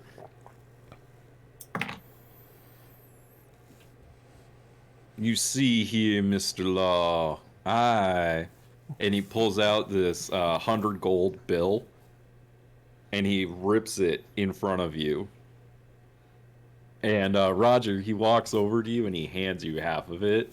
And then with the other half, he takes it and he lights it on fire on his cigar. And he says, "Money is nothing to me. What I want is greater. And there are many kinds of things that only one with that." And he points at the gun on the marshal's hip. "The only thing that could stop that is this." And he holds up the burning dollar bill as he drops it on the ground in front of you, Roger. He gave me the other half, right? Yeah. I take it and I walk over to him and I put it in his coat pocket and say, "I can't be bought, Mr. Sir." And I step back. Either way, all I'm saying is that you have this chance, this opportunity to do the right thing and let my boy Tally go. Otherwise, I might have to use my considerable influence to alter the course of things. Roger speaks up.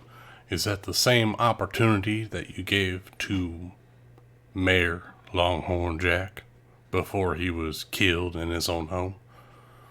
Sir, I have no idea what you're talking about. Deputy Valron, did you see the right hand of Mr. Sir gun down the previous mayor of this city in his own home?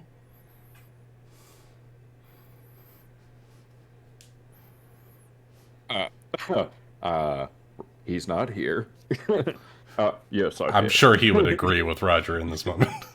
I might have seen something like that.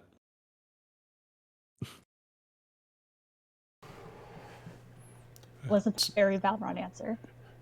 It seems like you might be overstepping your bounds, Mr. Sir, if I might say so myself. Well, those are very tall accusations for somebody who doesn't have a lot of proof. There are 5 eyewitnesses. I hate this man. We have 5 eyewitnesses and 2 of them are here. So, either you try to eliminate potential witnesses, or it goes to a higher authority, and he looks to Mr. Law, and then we see what happens there. But I'm willing to testify. He motions towards the marshal. How about it, Marshal Law? Are you going to arrest me? Off of the word of these here criminals? What? He looks at Roger and he looks at Valron. Roger does not show any criminal intent in his mind. I don't know about Valron. Yeah, I mean, do you react to him saying that? No, because to what he thinks that Mr. Sir is referring to is not a criminal thing that Roger has ever done. He thinks that he's been right by the law, at least as far as he knows. We're not sure how Valron reacts, which is why I wanted him here. But he says, yeah, I know who y'all are. What, you think I didn't look into you? And the marshal looks at him and says, the only ones that be under arrest were the ones that were arrested. Is it Black Rider just gonna... Black Riders is hanging out there, but it is around this time that Rebecca and Scratch find their way to the sheriff's Oh, thank God I office. held them off far enough. So we made it there? Yeah, you guys are as you guys are walking up, you guys see that they are still inside as you guys get there. Rebecca, if they're inside, Rebecca's immediately going to burst in and go really fast. I'm not going to do it. Holy shit, the Black Riders over there riding with Mr. Sir. Oh my God, I think he's going to try to kill us all like he did with the mayor. Oh, hi. As you burst in, you see that you are standing like the Black Rider is directly to your left, and Mr. Sir is right in front of you. We'll speak of the devil. And as he turns around, Mr. Sir is a big guy. And he like, because how tall is Rebecca? I actually rolled for this, and she is... You're like 6'3", right? No, she's 5'1". Oh my God. No, Way Alec off. is 6'3". So he towers over you, Rebecca. And he looks down at you and says, I think we'll be seeing ourselves out. A lot of what? folks around here saying some stupid things. What, that you hired someone to go into the mine and that you clearly work with... Miss Rebecca? I believe we need to get a signature I've got the paperwork right here. Excuse me, Mr. Sir. We're trying to organize a candidates debate for the mayoral election. Wait, Abby? what for?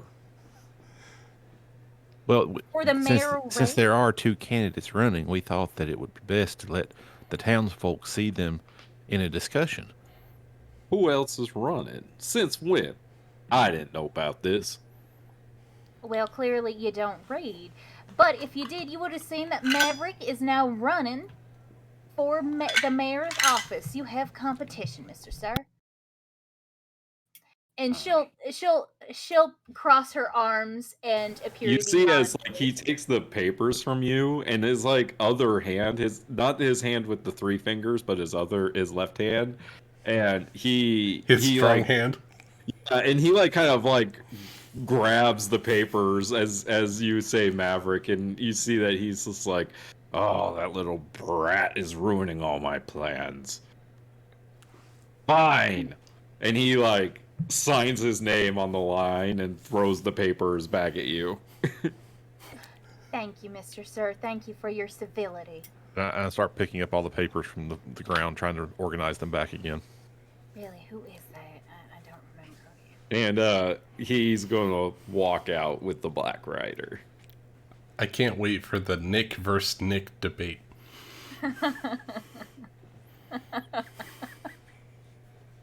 Oh, man. It's all in the debate prep.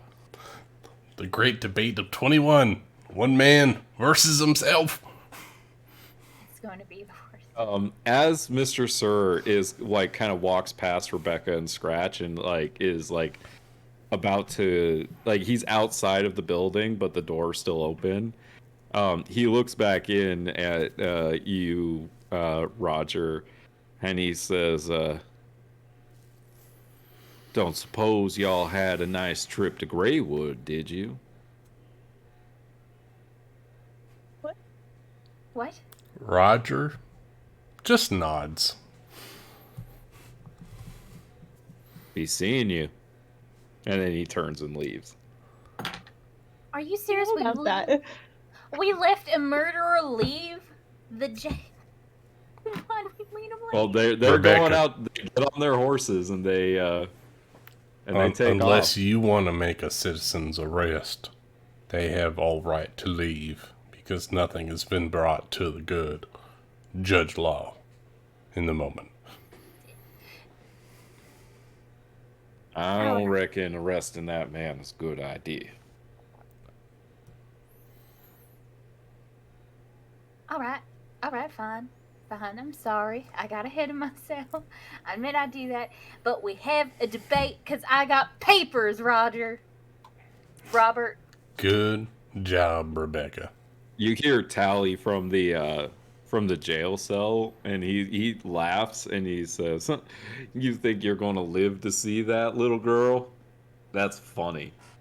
And he just kind of goes back to the nap he was taking. I don't know. Do you really think you're going to see the next day without ended at the end of a long rope, little boy? I reckon I'm going to get out before then. I'll make sure everything in my power that scene. No. I'm sorry. I don't know what came over me. I don't know what came over me. I'm very sorry. Yeah, the marshal just kind of gives you a weird look. Sorry, that occasionally happens sometimes when I get too excited. sorry about that. Yeah, that's a bit of a temper there you got. I occasionally it does, yes, but I mean, look, that man, the Black Rider, killed the last mayor. Unfortunately, y'all are the only ones telling me that. No one else is telling me that story. It was in the dead of night, and he came in and shot the man in his own foyer. I have the bullet wound to tell you right here, and he shows his hand. I tried to stop a bullet from attacking the previous mayor, but it hit me dead in the hand. That man is dangerous. But there's no I real reckon. way to prove it. How you gonna bring him in? We're gonna need a posse to do that. Well, I No. mean, he was literally in the jail. So.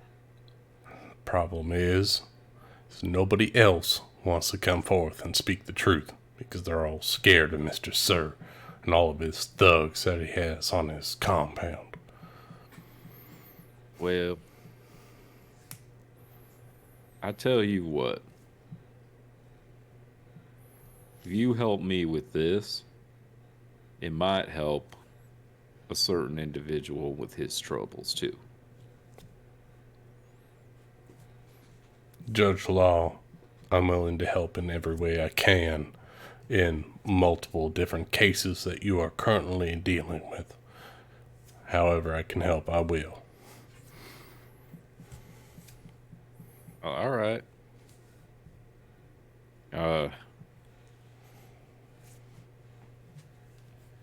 I reckon he's not going to be coming back alone next time.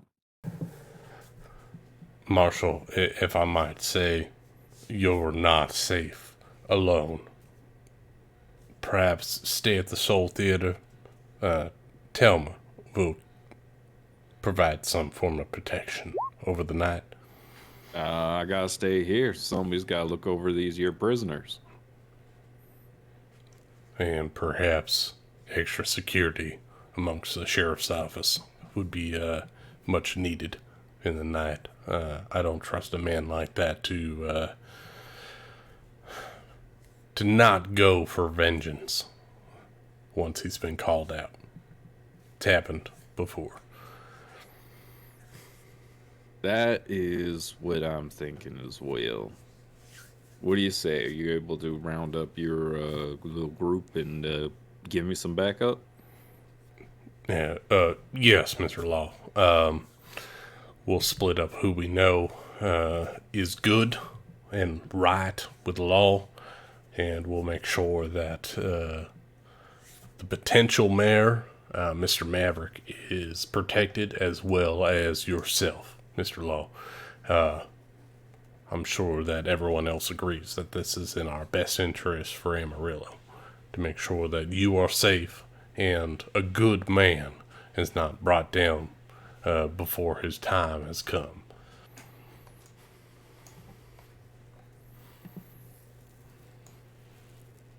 What's happening? Roger is suggesting that we split the party to protect Maverick and martial law. Okay, who's going to go protect martial law, or are we deciding that right now? Sorry, I just got back. I think Roger and Valron, maybe Shiv, protect martial law, and Scratch, Rebecca, and Fox and Alice protect Maverick. Yeah, I think that's a good idea. Oh, man. I think that's probably the best spread of people, and I want Alice to be with Fox, if possible. Roger thinks that it might be more dangerous with Mr. Law than it would be with Maverick. Yeah, because, I mean, he's got a bigger power. He's got more power. I think that's a good idea. Also, I need to have Maverick sign some papers. Well, it's still the afternoon, so if you need to go up to the manor to find Maverick, you can do that. Roger will say to Rebecca and Scratch, well, Rebecca and +1, who showed up to the sheriff's office, Rebecca, if you would please keep Alice safe at Maverick's house, the mayor's manor. I don't want anything to happen to her, and if the worst is to happen and the Black Rider shows up, get Alice to safety, please. No problem. Yeah. The worst comes to worst, get her to Alma. She'll keep her safe. All right. Before she leaves, can she talk to the sheriff really quickly about the bandoleras? Yeah, I mean, you're He's there. living- Yeah, yeah. he's right there in front of you. Yeah, so she'll. Like you finish picking up these papers and you sort them all out. Okay, section 3, section 5, section 6. Okay, I got everything. Sheriff, before I leave, clearly that man was a murderer who just stepped outside and justice was not served, but that's neither here nor there. Do you know anything about the bandoleras? We were out at Greytown and we heard something about them, and I'm just curious about them. Are you talking about the bandoleros? The gang? Yes. Oh, what about them? Where are they? What's their? Do you have any information on them? I mean, from what I understand, they primarily operate out of God's Canyon, Godscar Canyon. I mean, there's not much. I mean, I don't know a lot of specifics other than that, like they're notoriously violent and some of the most wanted criminals in all of Elmridge County. That's great. That's fantastic. Why do you ask? I'm just wondering. I told you, I just heard their names that they were notoriously violent, so I just wanted to know where they were to avoid that situation. Do you know who's Um, leading them? No, actually, I don't know the name. I think that's why it's just like there's a general bounty on the gang members of the gang. That's fantastic. Thank you so much. You're welcome so much. Yeah. Oh, by the way, have you heard? You probably heard, but Maverick's running for mayor, so we're just. I've wondering how heard. Yep. Mm-hmm. And so we're just wondering, because he's really into protecting the town. So, can we count on your vote on such and such a date? If we live to see it, absolutely. Thank you. We'll make sure that you live to see it too. Come on, let's go. And Rebecca and her new assistant. I don't know. What does her new assistant do? oh, he's here to just help out Rebecca. He's working on the campaign, so he's following her around.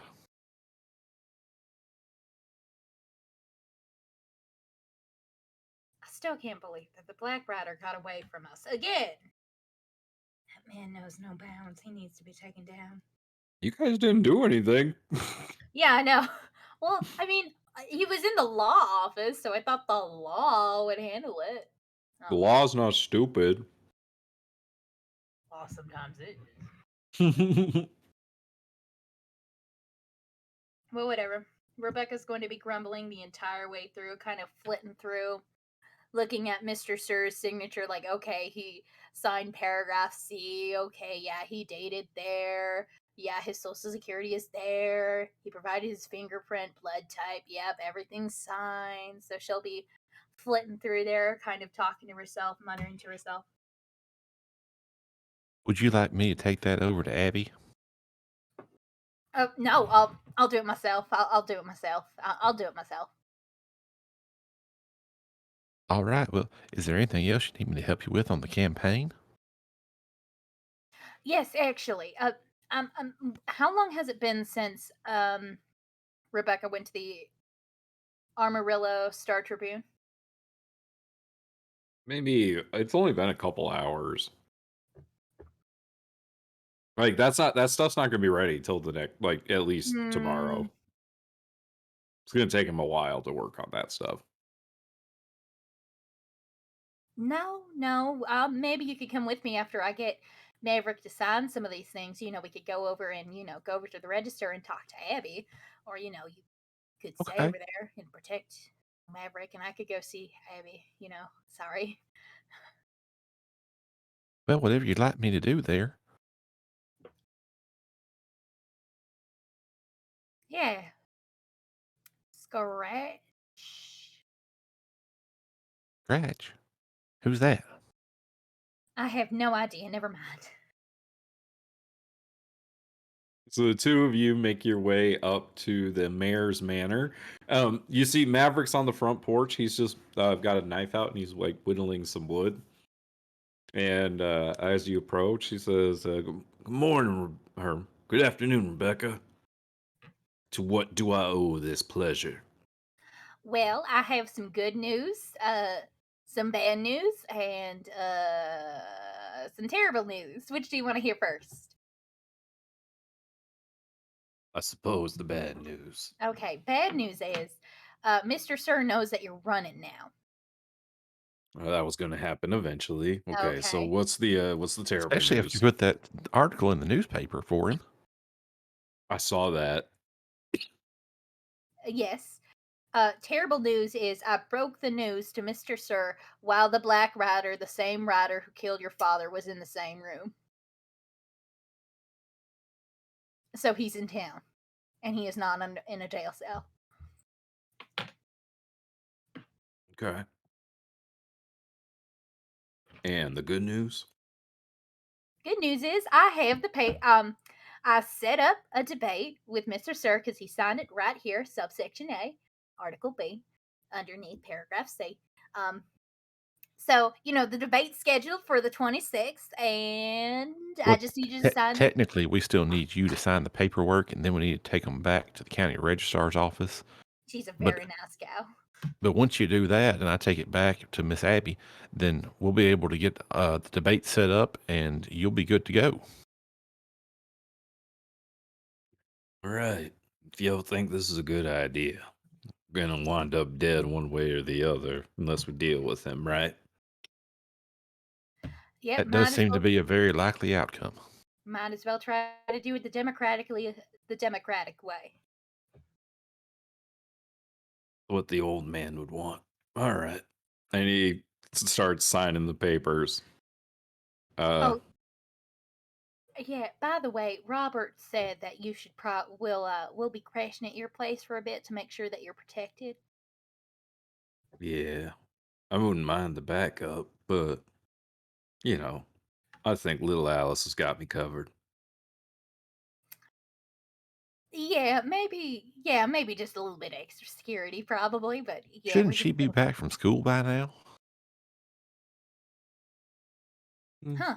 I don't think I've heard the bell quite yet, but usually Roger picks her up from school, so I haven't seen him either. We just saw him there, where at the sheriff's office, and he didn't have Alice with him. I mean, if you want to stop by the schoolhouse on your way back to the registrar's office, it's along the way. Oh, by the way, I haven't introduced myself yet.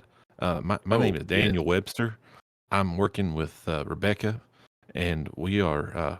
I'm the first committee member for the Elect Maverick Sheriff Committee. Well, pleasure to meet you, Mr. Webster. I suppose I should get a little bit better about introducing myself to people. Thank It is a you. key talent for a politician. I understand. Thank you for your vote. There, how'd I do? You did fantastic. No. All right, well, I think that's everything.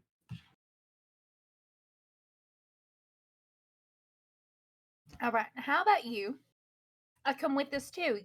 Pick up girls from school. Pick up the girl from school. Not girl from school. But come with me Miss to the Rebecca, register. I don't think you meant what you just said. I don't think we want the mayor going around trying to pick up girls from school. No, no, I meant no. I correct myself. I'm sorry, but walk around town, get the town to know you because you're holed up in here in this mayor's office, and while you're with me, you could go over there. You could come with me to the register's office. Maybe stay out there for a bit. While, I work my magic, but after that, you could introduce yourself to people. You know what, Rebecca? That's a fine idea. I will come with you. That's fantastic. And do you have any extra armor on you? Maybe like some kind of pot you can put in the front of you and the back of you. Now, Rebecca, we can't have the townsfolk believing that the mayor's scared. Something you could put underneath your clothes. Not up front, you know. Trying to see if he's wearing armor. One sec. You do see he pulls his shirt and kind of taps his chest, and there is some like leather armor, like studded leather armor that he's wearing. Okay, we're in business. We are He in. says, I try to be at least a little prepared. It's not much, but you know, stops knives and things like that. Oh, is that Kelvar make armor I've heard about? No, but I have heard that's pretty good shit. Yeah, it's supposed to be great against them their bullets. Haven't got my hands on it, but I heard that the militaries are running around trying to develop that stuff. Well, you hear all kinds of stories about what goes on in the military. Can't believe half of them.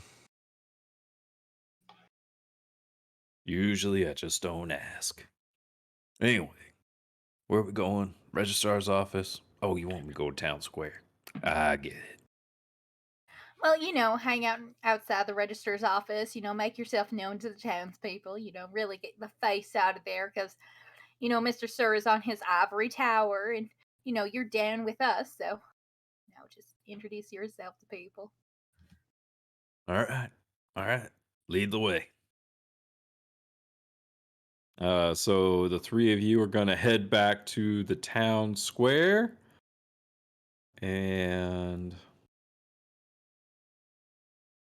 how much do we want to play without the others? Is a good question to ask. Well, I have texted them, and apparently, the matriarch of the family just broke out materials to make gingerbread houses. So they're not thinking they're not gonna make it. Yeah, they're not thinking they're gonna make it anytime soon. Okay. I mean, how much before we encounter another story beat? Sorry. I mean, you have the rest of this day, pretty much. The nighttime is a good way of putting it. Ooh. So as we're walking back to the county office, I'm gonna do my best to convince Rebecca that she needs to, you know, stay out there with Maverick and help like lay out the platform for him that he's gonna be you know, using to win the votes of the people. You know, help him, you know, kiss babies and shake hands and all that. Just to see how flustered I can get her as she's, you know, doing her best to go back and start macking on the lady at the office again.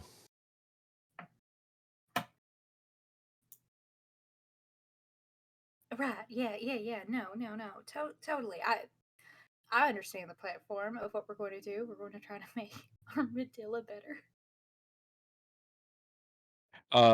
Alice, it is about this time that I guess you have to ask yourself, do you keep track of the time or does she lose track of time? I don't know.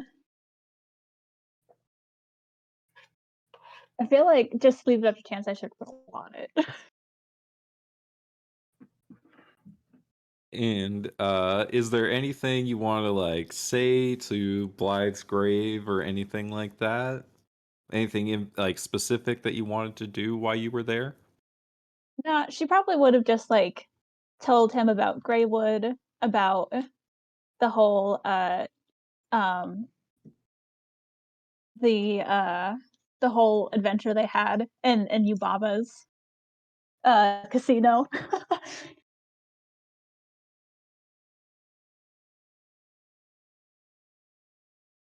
And like tell him about how she went to school for a single day and was supposed to go today, but she didn't want to. And how she's like staying with Maverick and stuff. Basically just like saying whatever like is on her mind.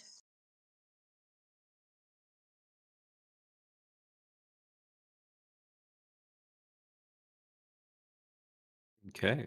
And what kind of a roll do you want to make to see if she loses track of time or not? I don't know. I'm trying to think of what kind of role that would be. Perception, probably. Yeah. Yeah, I'm thinking of Oh perception, like just a no. general wisdom check. no! Ah, That's the second D. That's the second. She's just not used to the whole school timing thing. Like she's only been yeah, once. she didn't. Yeah, Yeah, she's only been once. you're not used to caring about time a lot in general. Like, the Yeah. druids thing is that it's very laissez-faire, you just kind of go with whatever you're feeling. And Yeah.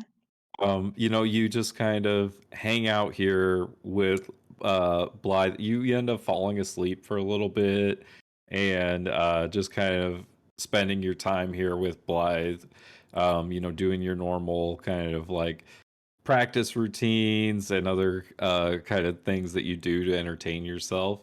And before you realize it, you notice that like the sun's starting to get low in the sky, and you realize that it's probably already about like 3 o'clock or so, and that's like when school lets out. So you're like an hour away from town, and school's letting out like right now.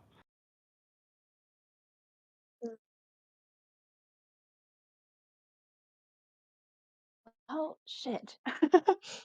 She says that to herself, by the way. I guess she'll like stand up, say bye to Blythe, and make her way back to town. Okay. Do you just walk back to town? Um.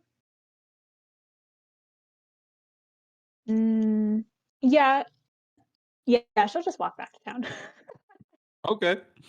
Um. Okay. So at a certain point, you do like arrive back to town, Mhm. and Scratch, Rebecca, and Maverick. You walk past the school right as the kids are letting out, and you don't see Alice anywhere.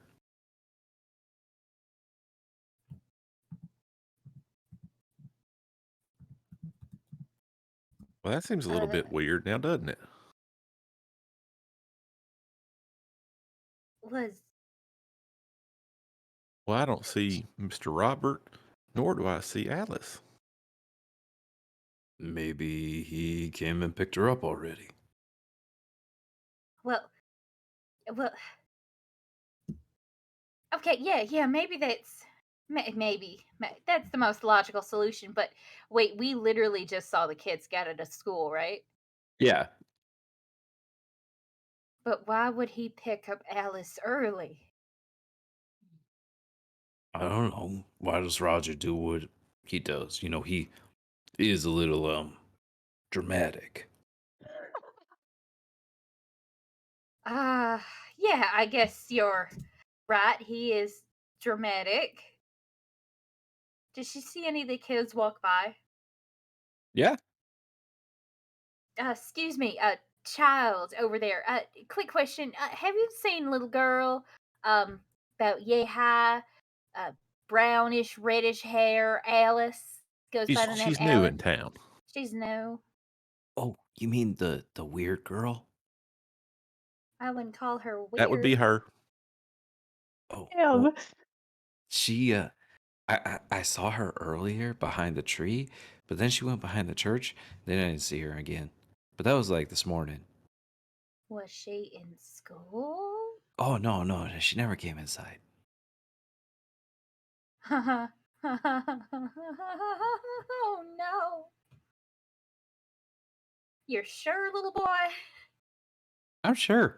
Bye. And he runs off. Robert entrusted me with Alice, and I lost her. I Well, lost her. Thought Robert took her to school this morning. he did. She left the house with him at least. Where'd I you guess say that Roger is? Well, he was at the sheriff's office when we were there earlier.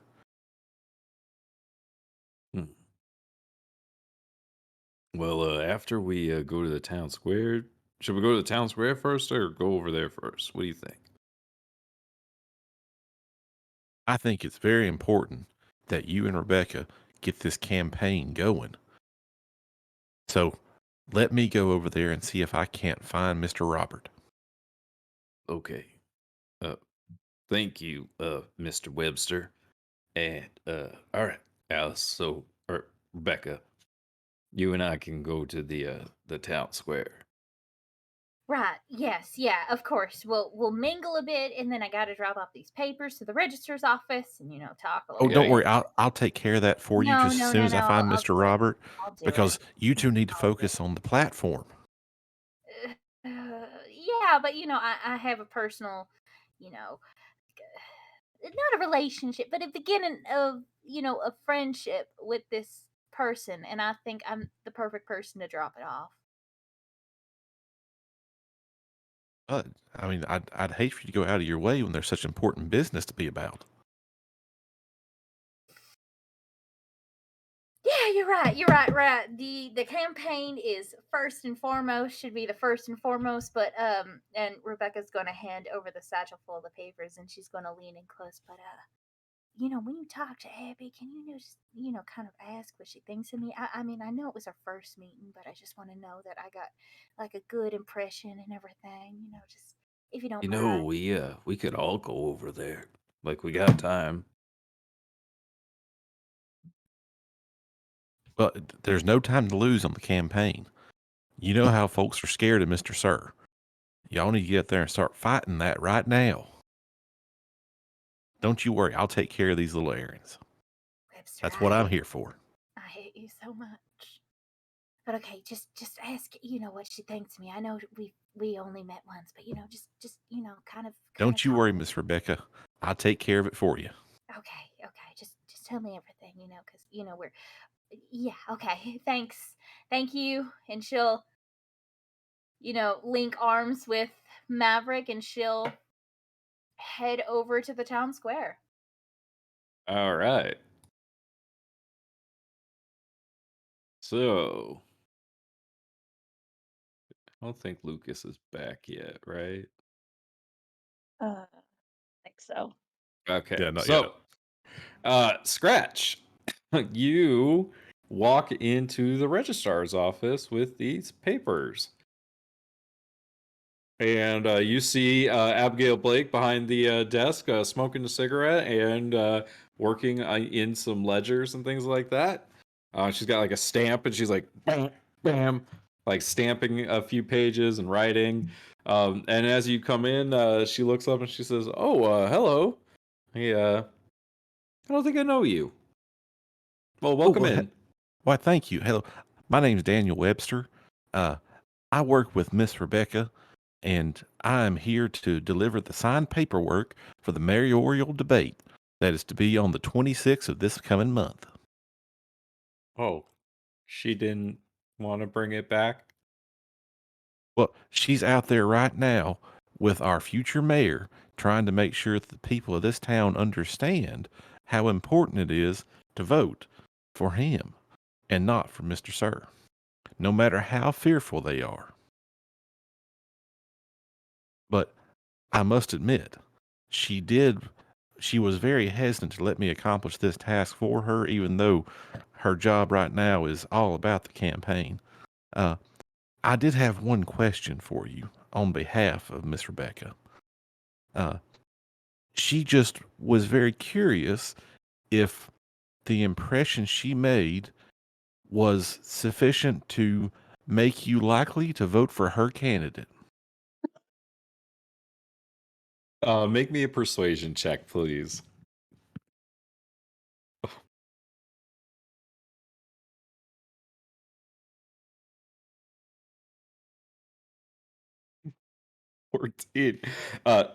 She rolled a 1. So you see that she blushes, like, and her face goes like bright red. And she goes, mm-hmm. And she like is Well, like that is taking most papers wonderful. from you. I think that Miss Rebecca would very much appreciate it if, well, she'd like to meet later and perhaps discuss any ideas that you have for how to make the town a better place. When you say that, she like her eyes like kind of light up a little bit, and she goes, "Really? Where? Um, where did she want to meet?" Well, I think she mentioned something about sitting down over a meal together. So I would have to imagine she was planning on cooking something. She did mention that she lives at the Soul Theater. Yes, and they do have a couple of private rooms that they will occasionally let folks use for gatherings. So I imagine that must be what she had in mind. Who are you again? Oh, uh, my name is Daniel Webster. I'm a friend of Miss Ashwood. Like like a friend, or Well, I believe that she has the best interests of this town at heart, and I would like to see her succeed in her endeavors. And, oh, so you're uh, like together? well, no, no, no, no. So is she seeing anyone? Well, I don't know. I've always had the impression that she and Mr. Robert might have been an item at some point in the past, but I don't know about that. It could just be that they've been traveling together. So that's the kind of the person she likes. Well, no, The I can't say that. Again, I am not privy to her, uh, well, her romantic interest. I'll put it that way. Uh, I mean, she's a wonderful lady, but I've never had that sort of yeah. conversation with her. Um. Okay. Uh. So she said dinner tonight at the Yes, Soul Theater. Okay. yes. And I think, well, I share this in confidence because something about you just strikes me. I like you, and I, and I thanks. like Miss. Not a lot of people like me, but thank you. Well, there's just something about you, but I just think you ought to know that. Well, for what it's worth, I think she was slightly smitten with you. Really? What makes you say that? Well, I think probably it was the way she kind of stumbled over her words when she was talking about you, and she kind of flushed in the face a little bit, kind of like you're doing right now. What? Okay. Well, she like takes off her hat and like literally like holds it in front of her face. Um, anything else I can do for you? No, no, I just as long as is everything proper with the Yep, paperwork. yep, it looks great. You know what? Everything's here. I'm just gonna go in the back and I and she like grabs the papers and like makes her way into the back room. But it was good to meet you, Miss Abby. You too.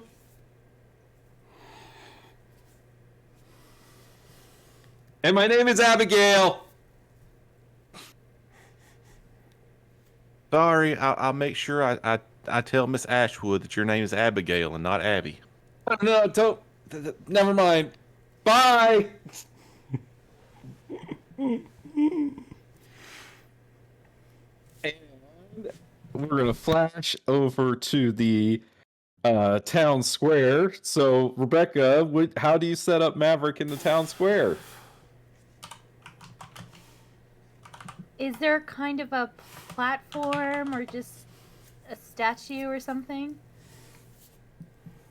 There is not. It's just kind of like a large, like empty, like dirt, like square where like the roads meet and the four like larger buildings, the Tribune, the bank, the hotel, and the general store.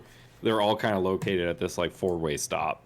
So that's why they call it like the town square, because like it's where the most traffic is during the day. All right. Well, this is good. Meeting people at eye level. So Yeah, there are like carts and other things like that. There are boxes around, and other things like that if you want them to like stand on things. yeah, just a nice little short box, and if there's we don't have a flyer. Well, like I wish we had a flyer, a bigger flyer. But she'll ask him to stand there, and she'll wander over to people and say, "Hey, would you like to meet the next mayor of Armadillo County?" And she'll lead people over so that way they could have a chat with him. If she Yeah. sees someone having trouble, she'll kind of gesture over to Maverick to help them out. Man of the people. Okay. All right. So, what kind of a check would you like to make to see if you were successful here? What kind of a skill do you think Rebecca's using? Acrobatics. How? Because she's juggling so much. How about a real skill? How about something with charisma? Oh wow. Okay. Rebecca had good charisma. She does. I love the way you work, Nick. I guess it's not. I want to say performance, but This is definitely performance. yeah. Go for it. Make a performance check. Oh god. Go ahead and make it with advantage because Maverick's playing along. Okay. I don't know how to roll with advantage on Hold that. shift. Hold Left shift. Okay, thank you. 17. 17. That's pretty good. So yeah, like people are excited to meet Maverick, right? Because they like some people that have lived here a long time, like they remember him, but they don't know him like as an adult really. And so as you're going around, you find that there are quite a few people that remember Maverick. And there's quite a few people that he talks to about like his dad and other things like that. And before long, like you gather a pretty decent crowd of people around the two of you. And right now he's just kind of like shaking hands and talking to people. Just he's not standing on anything. He's just like on street level talking to people right now. Right, and I think later, like what she'll once there's a big crowd, she'll kind of get his attention and point over to the soapbox, lean in and say, "Look, maybe you should give a speech about how, this town means to you, and and what it meant to your father, and how because of that, what it means to you. Why are you running for mayor? Like, explain that to the townsfolk." All right, good idea. Okay, here I go, I guess. And he, gets up on the box and he says,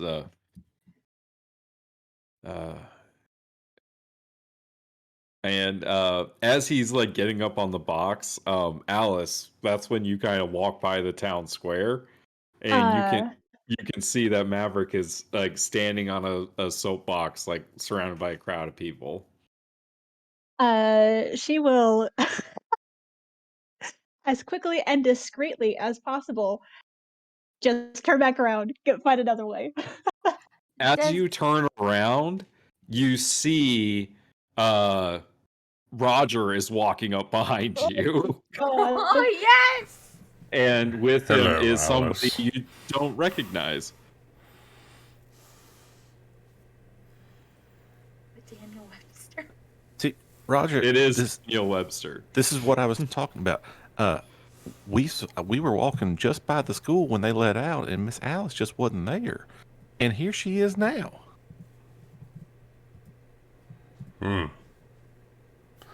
Well, Miss Alice, do you have anything to say for yourself why you weren't in class? I think I'll let you two handle this. I don't feel it's appropriate for me to be here for this. Can Thank she you. insight check this stranger? Sure. Go ahead and make me a deception check, please, Scratch. Is she aware of what Scratch is doing? I don't know. Should I be? I don't know that I'm deceiving anyone. I mean, she'd have to like try to somehow get a read on who I am through the disguise, right? Performance? She's very perceptive and insightful, which is why I wanted to. I mean, at a 23, It is choose shy. your skill and see if you can beat it. Yeah, I'll give you advantage because of the disguise self. Absolutely. Well, I mean, I can't roll better than a 20 with a deception check. Okay. Well, then I'll say, Alice, like, this person, like, there's, like, you don't recognize this person, so you don't know how they know you. And something just seems a little, like, familiar about them. Like, but you can't quite understand why. Okay. Something in the voice seems familiar, but not. Yeah, she was just trying to get a read on this person. Like, how does he know her? Like, has Yeah, he seen her before? It just So doesn't she- add up. Like, that's the problem with it, right? Like, you're like, okay, objectively, what? Yeah, no. So she's going to use this to her advantage. Sir, I've never seen you before in my life, but I was definitely at school today. Well, one of your little classmates told us you weren't. I was with Miss Rebecca. I'm Daniel Webster, by the way. It's nice to meet you. I've heard about you from Miss Rebecca. And well, when we were walking past the school on our way to the town square, that you seem to be turning away from and walking away from at the moment, we didn't see you come out, and Miss Rebecca commented that you weren't there. She asked me to go find Mr. Robert and let him know.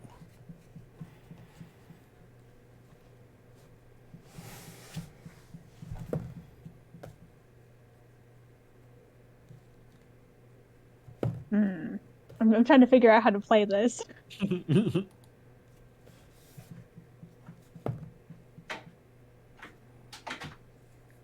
No, I was definitely there.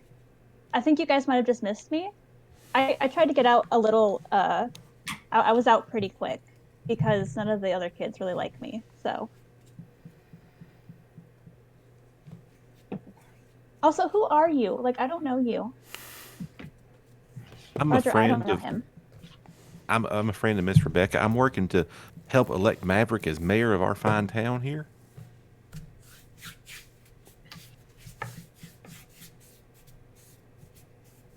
But anyway, I've got to go. I've got to get some papers over to the clerk's office, and it looks like Mr. Maverick's about to start up with a speech anyway. So, I will catch y'all later. It was nice to meet you, Miss Alice.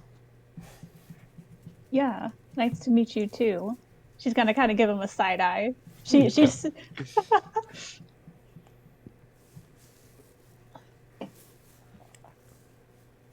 Roger, anything you'd like to say?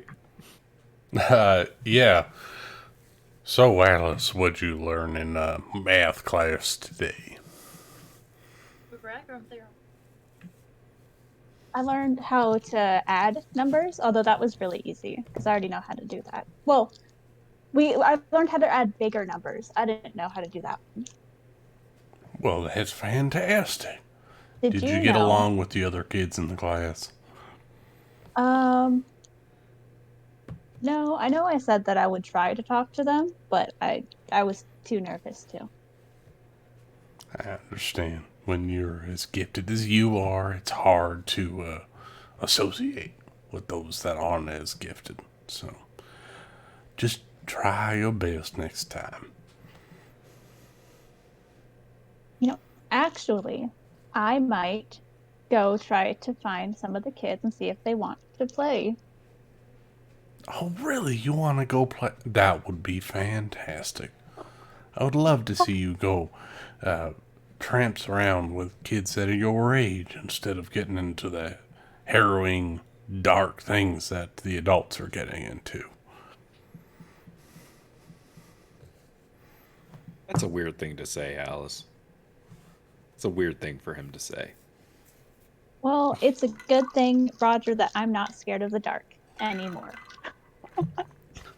Alice, I know that you're brave and you've been through far more than most people can go through in their whole life, but I think having some time with some children is not a bad thing.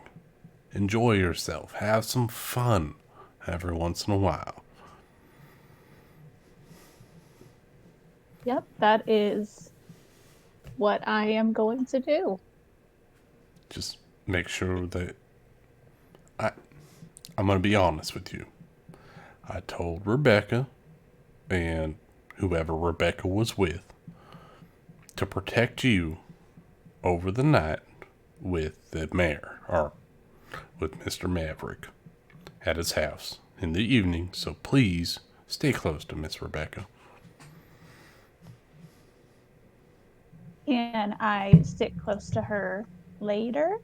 Like when it's actually nighttime? Before dark, please get back to Okay. the mayor's manor. If you need me, I'll be sticking around the circuit judge at the sheriff's office.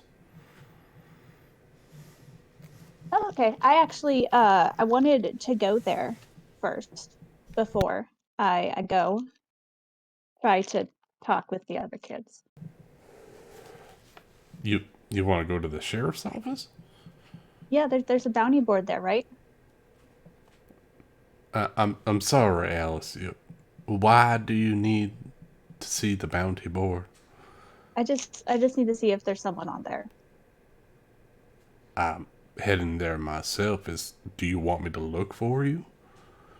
I can read. I didn't say you couldn't, but You I'm just implied it. curious as to why you would need to see someone on the bounty board at your age. I know you've been through a lot, but it seems very peculiar, to say the least. Well, I mean, I would just ask Shiv, but I don't know where he is. I haven't seen him today. Did you know that he's a bounty hunter? That's really cool. Hey, that is very cool as long as it doesn't come up to people that are around you. Who are you looking for, Alice? You know you can trust me. The hangman? The hangman. He Roger was knows the hangman? person that burned down my family's farm, killed my mom, killed my dad, that whole thing. Ah, right. DM, would Roger know of this hangman? No. Is that the only title they go by? Is the hangman? That's the only one I know of. I don't know what his actual name is. I tell you what. I will go look. I will talk to the circuit judge. I'll talk to the sheriff, and I'll talk to Valron, and I'll look at the bounty board when I head over there. And I'll let you know if I find him. Because I think that between you and me, that is very important to you. And I want to make sure that the information is right and it gets to you properly. Alice, he's protecting you, is what he's playing at.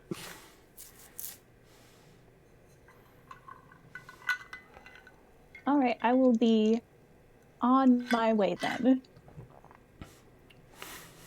So before the two of you separate, you can hear Maverick kind of talking from the town square, and he says, "Hey, know few of y'all from growing up here, and it's good to see y'all again. I came back to town when my old man passed, and it's really incredible to see what y'all have accomplished over the last few years. And, Longhorn Jack always said that this place was special, and, he really believed in the folks that lived here. He always said that the people of Amarillo were the best in the world. You know, everybody comes here, they might have a past, but we don't ask questions in Amarillo. Place to start fresh, to begin anew. And you know, I don't think it's a place that we should be afraid to live. You know, our kids should be free to go to school. And we shouldn't have to fear that we're not going to see the next sunrise. So I agreed to run for mayor and take my old man's place. And hopefully we can restore some of that peace that you once had. Thank you. And you guys see people are like, there's a fair few people clapping. Roger pipes up and he says, "Yeah!" All right. Trying to stir the crowd. Let's see. I rolled a performance check for Maverick. He got a 16 with your advantage. So That's pretty good. pretty good. Yeah, there are quite a few people Glad I clapping. can help. In the so Alice, what would you like to go do with your few hours before the sun goes down? She is actually going to try to find and interact with the other children, just so nobody else questions her on her whereabouts.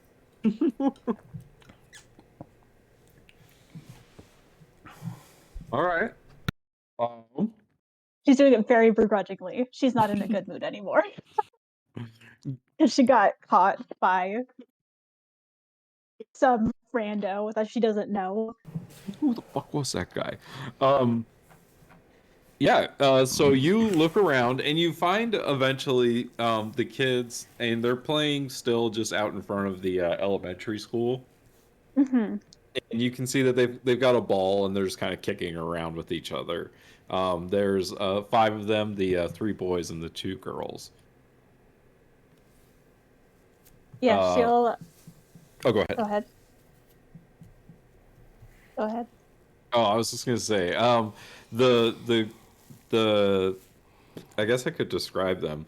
One of the girls has pigtails. She has red hair and pigtails and like freckles, and she's just wearing. They all kind of have like similar, just simple clothes. The girls wear dresses. The boys just have slacks and shirts. And the other girl has black hair that is just kind of cut short, and she's shorter than the other girl and a little like stockier. The boys, there's a kind of a taller like fat kid. One of the boys is a little more like the athletic type, and then the last one has he also wears a hat, kind of like Alice does, only his is more like a farmer's, like kind of floppy hat. And he's got fits like him. and he's got like suspenders on, and he just kind of seems to be like, you know, just like the farmer's kid. But the 5 of them are playing as you come up. Yeah, she'll hesitantly approach them and Rachel, I need you to stop. What's she doing? She's Private sending me messages? memes. You know, she'll hesitantly approach and she'll say, hi, do you guys mind if I play with you?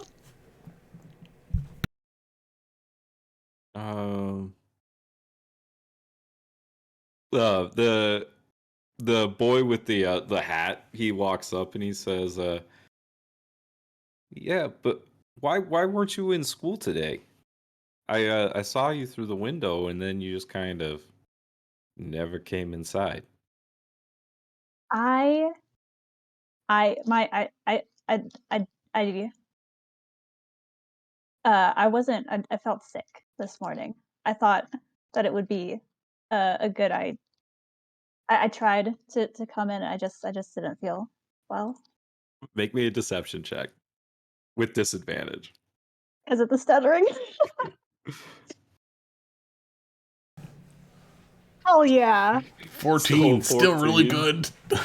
Shit. This kid's a pretty insightful little snot.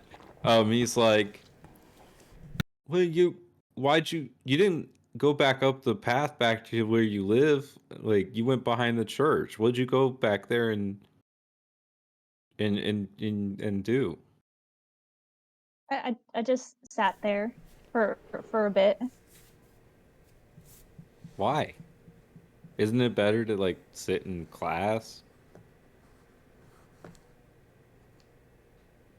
Oh God.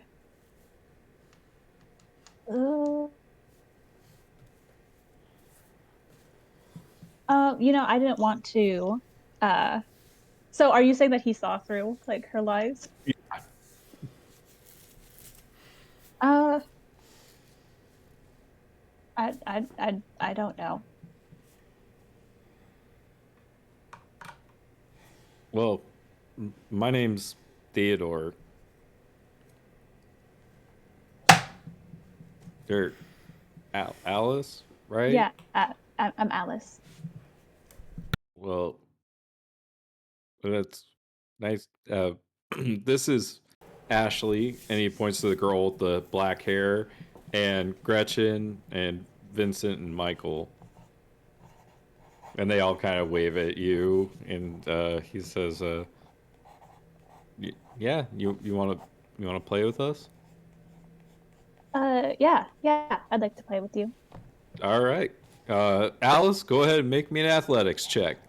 I'm good at that. Go, Alice. Hell yeah. Oh, natural right. 20. Show those kids.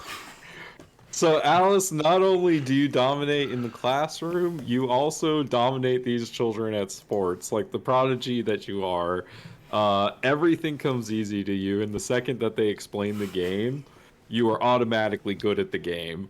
And after a little bit, the boys are kind of like, I don't really want to play anymore. Um, I think it's getting late. I think my mom's calling. I think we gotta go. And one by one, the boys kind of take off, and it's just you and the two girls that are left. And the taller girl, Gretchen, walks over to you, and she says, "Oh, don't mind them. They just are sore losers. They don't like it when they get beat by girls." Well, there's nothing wrong with being beat by girls. Hmm. They think there is. You know how boys are.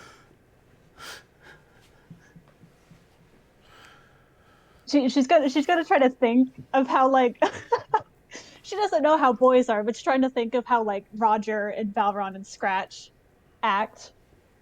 She'll agree, I guess. Like, yeah, I guess so. So We're the worst influences on Alice. your clothes and everything are so. Where did you get them? My mama made my dress. Oh, do you only have like one dress? It's the same one you were wearing the other day, isn't it? Yeah. Why doesn't your mama make you more than one dress? Oh, she's Oh gonna my be so God, blunt Nick. with these kids. Cause she's dead. Oh, I'm sorry. It's okay. It happened a while ago. Well, I can ask my mommy to make you a dress.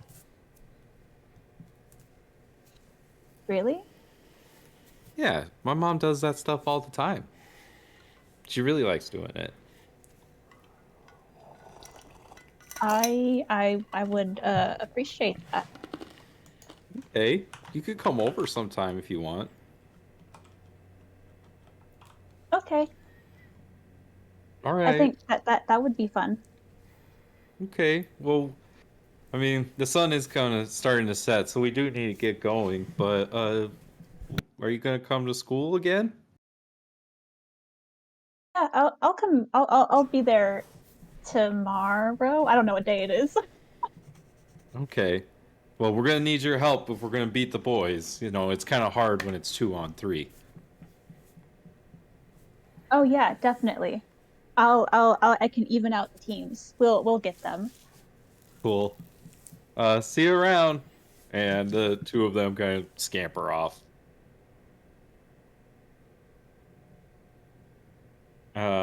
Is there anything else anyone would like to do before the sun begins to set? I think Roger's gonna leave the rally or the town hall or whatever and head back to the sheriff's office. Oh, yeah. And on the bounty board, I will show you this since...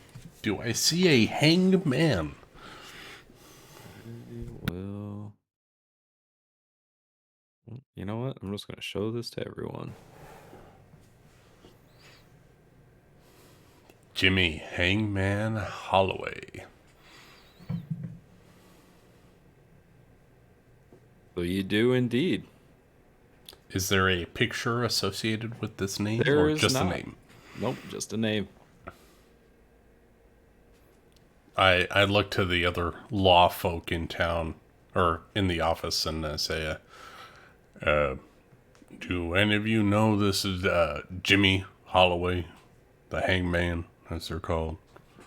Only by reputation. That one's wanted for murder, I think. Yeah, sounds like a mass murder if you ask me. Any description of this particular individual, or do we only have the name? From what I hear, he just smiles all the time, but that's about it. That's as far as I've been able to put together about the man.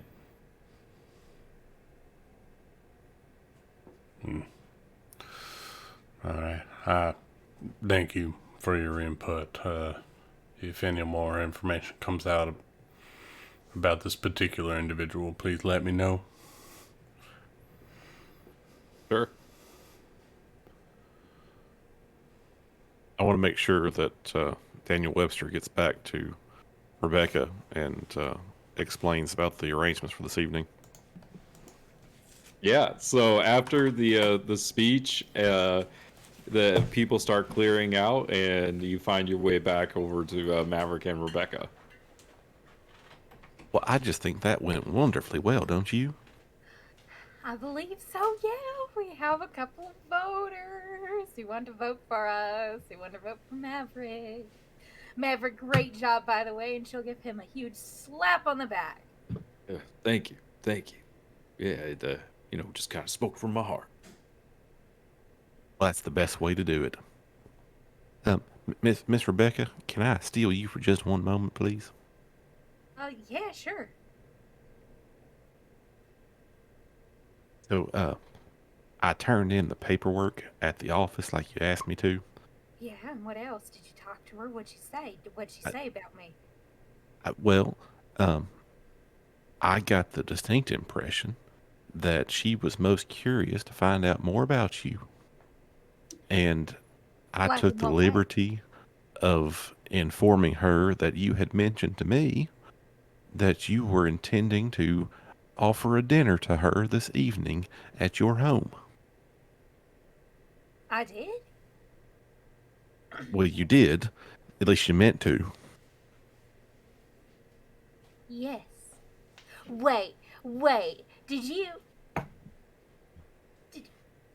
Wait, are you saying that she's going over to the Soul Tether and... Is she... with me? This evening she will be your guest for a private dinner. And by the way she was blushing, I have to suspect that she is most eager to meet you privately. On her non-scarred side of her face, you could see like she's really blushing, turning as red as a potato. Oh, she did. Well, that's that's exciting. But I have guard duty with Maverick, and I mean, y'all wouldn't miss me, right? I mean, Fox is going to be there. You're going to be there, And right? Alice will be there. I think we'll be just fine. Right. Of course. Yeah. No, I'm. And just for the record, if you don't care, I think it would be best if you didn't tell folks that I'm also Scratch. This other identity can be handy sometimes, but doesn't help people know it's me. Wait a minute, you're Scratch? I'm fucking with you, of course. Yeah, she'll know. She'd know. Yeah, you were there when he changed. Yeah. No, it's still Now, whether the you idea- remember it is entirely the different. idea that she might have forgotten. Wait a minute, you're Scratch? Who's Scratch? I don't. But didn't you just say that you were? Oh, okay. I get what you're pulling. I get what you're pulling, Daniel. You're really scratching that, aren't you? But no, thank you so much for this. I mean, I've been kind of looking after her while I was in town. You know, not being like a stalker kind of person, but she's very pretty, and I finally got the chance to talk to her. I just didn't know that she was a register, you know. Thank you. But like, you'll watch over Maverick, right? I will. Now, I would suggest that you get yourself back to the theater because she's expecting dinner. Oh, fuck. You might want to get cleaned up a little bit, put on a nice dress, and make something tasty. This is the only uniform I have. Well, one of two. One of three. You know what? I'm fine. I'm good. I'm great. I'm going to do great. Maverick, are you good? Miss Rebecca, if you'll come with me for just one moment. Right. Maverick, we're going to step into the general store just briefly, if you don't mind. Yeah, I'm just gonna head home if that's all right with y'all. I will ensure that your companions for the evening arrive shortly. Okay. I think we should walk with him home, right? Miss Rebecca, I need you to come with me, please. Right. Maverick, you stay here in a group of people, maybe 6 feet away. You know, that's not statement distance, you know. 5 foot square around. Be careful, strangers. Yeah, I think I see Alice. I'm just gonna go grab her and head home. All right. You be careful. Okay. Good job today. So, Daniel drags Rebecca into the general store, and he's fairly confident that there will be at least one, pre-fitted dress in there. There's not going to be a variety of styles or anything, but something that, is in the style of the city that is available. And he's going to buy that for her. Aw, that's good too, because I don't have a lot of money. Okay, I believe. Yep. So let me introduce you to Mr. Bill Higgum, the owner of the general store. Oh, he looks like he voted for Maverick. He might have been standing out on the porch listening when Maverick was talking. But yeah, you guys come in and he says, "Howdy, good day to y'all.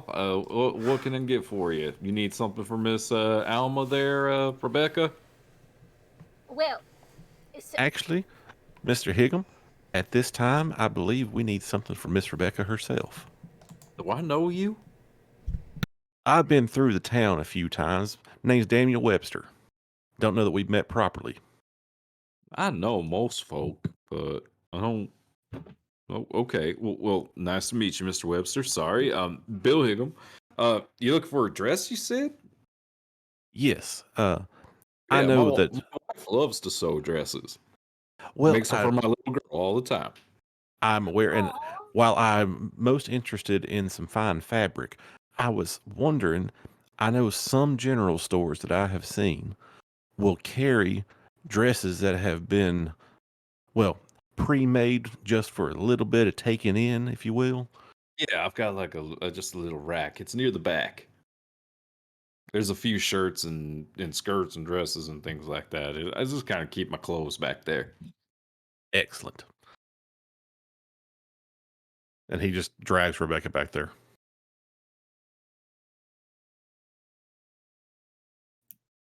Well, Miss Rebecca, which of these patterns do you like the most?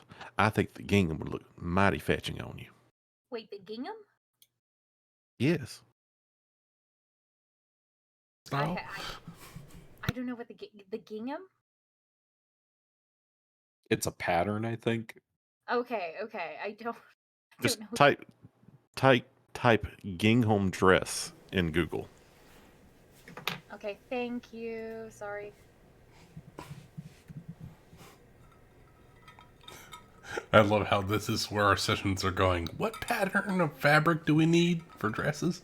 I mean, this is important, okay? It's very important. Roger wants to know what's going on. And the question is, does Rebecca really want to wear a dress? No, not really. I mean, not Roger. Fuck. Well, maybe the Robert. skirt over here, Robert. Got her. That's how she died. That's how she died. Daniel, maybe the skirt over here, because I like the idea of like there's a two-piece, with everything, because just with the one piece, it's just very uncomfortable most of the time. But with two pieces, you can do it, and I also like pants because you can't really do a lot of stuff in a skirt than you can with a pant. But I'll wear a skirt. I'll wear that blue skirt right over there, kind of prairie dress kind of looking kind of thing, or solid blue. Excellent. But again, I can't thank you for this, because I told you I've been seeing her around town, and like He's only sort of listening. He grabs the one she pointed at, and like a nice, I know they're not gonna have silk, but a nice shirt, some sort of a little bit nicer fabric. Yeah, there's just like a cleaner wool shirt. He grabs those and gives them a quick sizing up and says, "Yep, those should work," and heads up to the counter.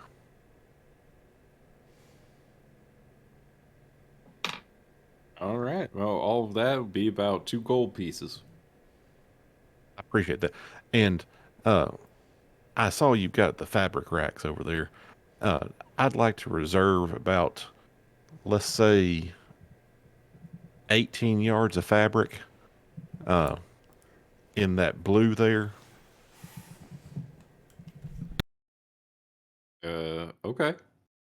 I don't need those right now, but I'll send somebody by to pick them up maybe in a day or two. All right. I'll try not to sell that one. Much appreciated. Oh, and Bill, just wondering. I mean, just wondering there, Your Honor. What did you call me? Bill, sorry. Your Honor. No, I succeeded. you did. You asked. I know how it feels. Bill, I'm just wondering. I think I saw you out there listen to Maverick, so I'm just wondering if you're going to be voting on insert date here, preferably in Maverick's place. Preferably writing down Maverick's name. I reckon I like that speech he gave, and if he can really do something about the violence in town, I'd be happy to see it. Definitely don't think Mr. Sir making any of those kinds of promises. No, he ain't. And I have been hearing a rumor that he's the one causing the violence. That's dangerous talk there, Miss Rebecca. Be careful.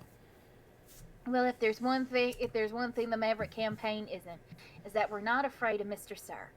I see that. And who knows? Maybe that will start reflecting in the people. I think so too. Well, it was nice talking with you, Bill. You have a nice day. And does Rebecca know Bill? Yeah, you cause Alma makes you run errands over here, so like you've seen him before. Okay, so she knows that he has a family and shit. Oh yeah, yeah. Yeah, and we'll say hi to your wife and, to your little girl, right? Yeah. And your little girl. Yeah, I will, ma'am. Thank you, and pleasure to meet you, Mr. Webster. Nice to meet you too. Now, Rebecca, you need to take these things, get them back to the theater, okay? Right, of course. And remember, clean yourself up, make something nice. Right, of course. Yeah, I can make stuff. Of course I can. I will see you later, Daniel. Excellent. Oh. And Maverick. just remember. What? Maverick went up the hill okay. towards Alice. Yeah. And remember to watch over Maverick, okay? Sleep in shifts, but not using fucking what's her face? Alice. Make sure that she gets enough sleep too, because she's also a child, a little 5-year-old baby. We'll take care of it. You go have a good night. Right. I'll come in later in the night, okay? I promise I'll be back. And he's already walking off. And make sure he reads the cue cards I set up for him. And make sure that he also gets some good night's sleep too. And Miss Rebecca, I can't hear you I know. on your way to the theater. I know. It's weird. Your voice is just so distorted. Oh no. Shit. I'm going through a tunnel. I'm losing you. But just watch over Maverick. All right, and I think that's where we're going to end the session. What? We got 45 minutes. We got 45 minutes. Come on. Well, I want the others to be here for the next part. Roger's got shit to do. What does Roger got to do? He's got some sewing, and he's got some talking to do. He's got no time to do that stuff unless the people he wants to talk to are at the sheriff's office. Martial law? Sure. If you want to talk to him. Yeah, I he's been trying to get a moment with the good Judge Law. Okay, so yeah, like you guys have a moment where the two of you are just kind of standing out on the porch together, and he's like smoking a cigarette. Good Judge Law. I know I was telling you about Grant Knight, the boxer who buried the body outside the Soul Theater. It wasn't as subtle as you thought it was. No, I'm not very good at talking to people about things that I've done in my past. Yeah, and, about that. From what it appears to me, and from what the story you told me, somebody else was in that alley with you, wasn't they? Yes, the only one that survived was a woman. Didn't get a good look at her, but she killed Susan in cold blood. We were just trying to leave. We were ambushed by 6 or 7 thugs in the alleyways outside the inn, or outside the bar, and we were just trying to get to our car to get out of town before Luciano caught up with us.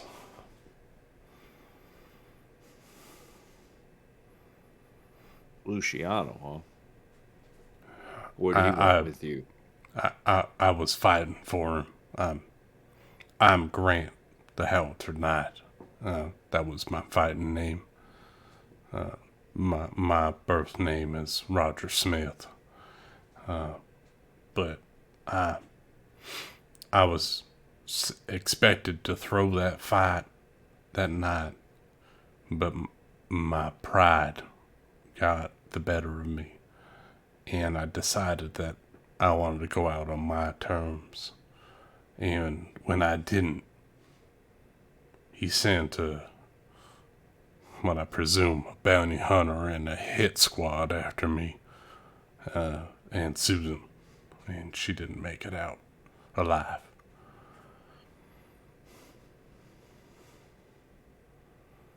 So, hell of a story, son. Make me a persuasion check, please. Okay.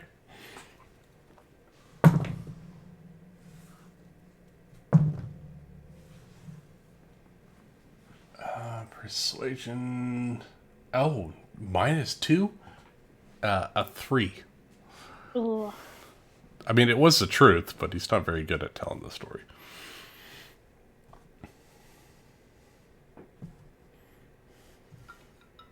So you don't know who. See, the problem is that Susan's family is looking for what happened to her. I have that answer. I can tell you right now, that body doesn't have any blunt force trauma to it. Only a stab wound. And I'm a fighter.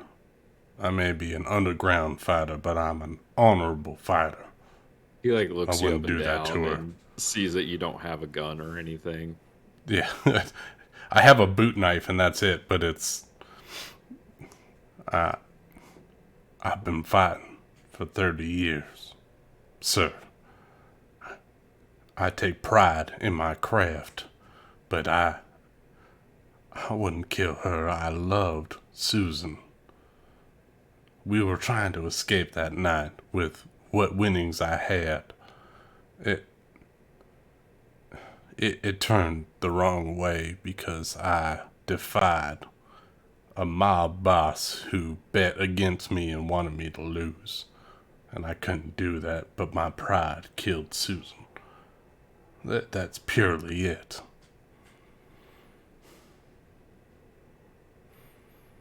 Yeah.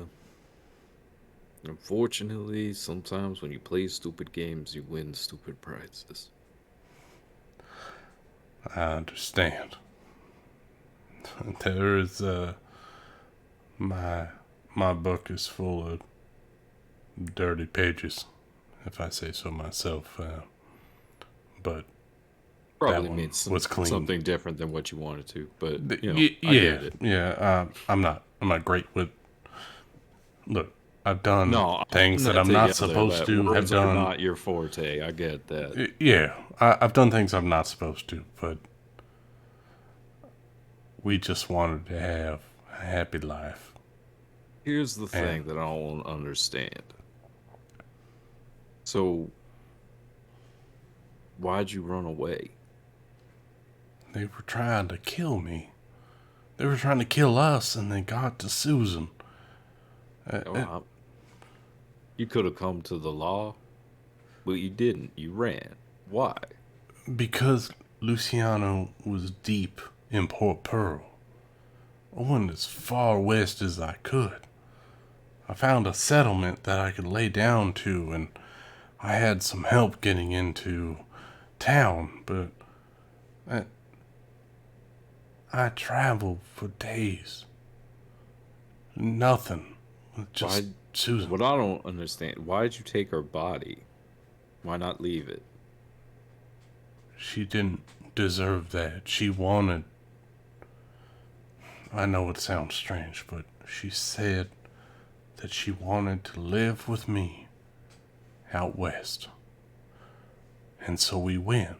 I took her as a parting gift from myself. And she's buried outside the Soul Theater. And we were supposed to have a small cottage out here and start our own life. We were supposed to start a family, and it was cut short. That's it. That's all we had.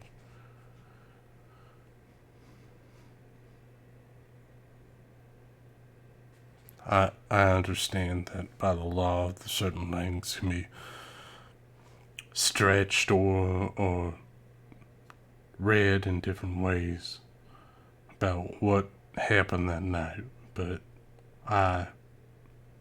I tried to do right by Susan and make sure that she wasn't picked clean by some thugs in an alley.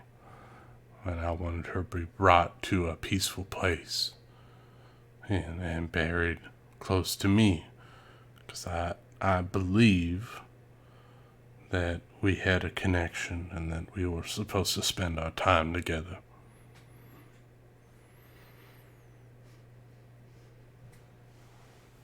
Well, I reckon I'm not going to be doing anything about it tonight. But if I see you go running, I'm going to know you're guilty. And he's going to head back inside.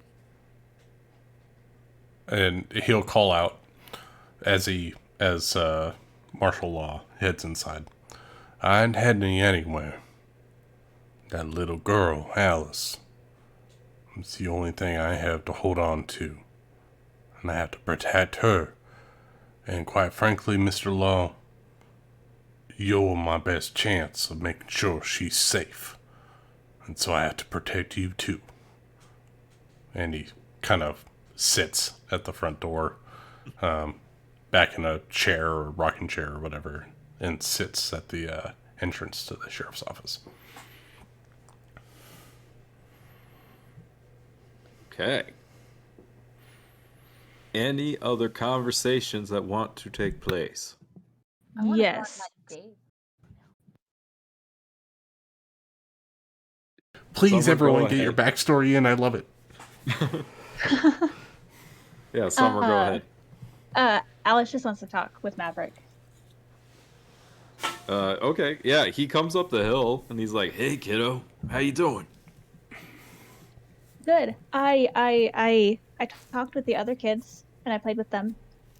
How was it? The boys got upset because I beat them at their game. Boys will be like that sometimes. Well, good job. Proud of you. You should always try to beat them. Don't let them win just for fun. Like, don't just let them win. They gotta earn it. Keep beating them.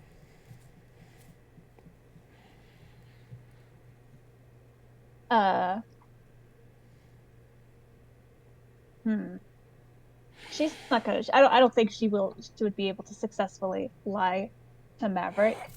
So she's gonna apologize for skipping school. I'm sorry for not going to school, even though I said I would today. You want to hear a secret? Hmm. I would skip school sometimes too. But did you skip on your second ever day of school? No, it took a little bit longer for me to get the idea in my head, but we all know you're, a little more clever than the average child.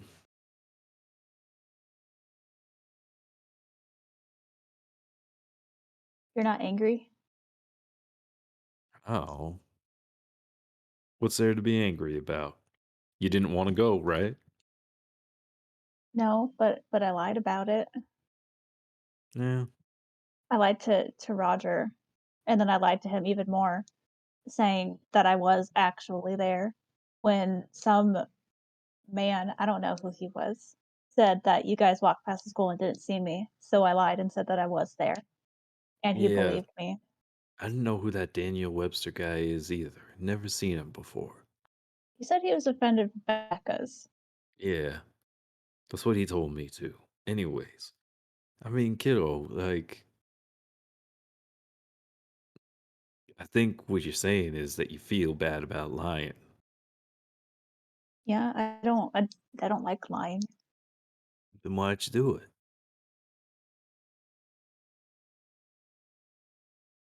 I don't know. I didn't want to seem like I was just giving up on something that I just started. Hmm. Do you feel like you gave up on it?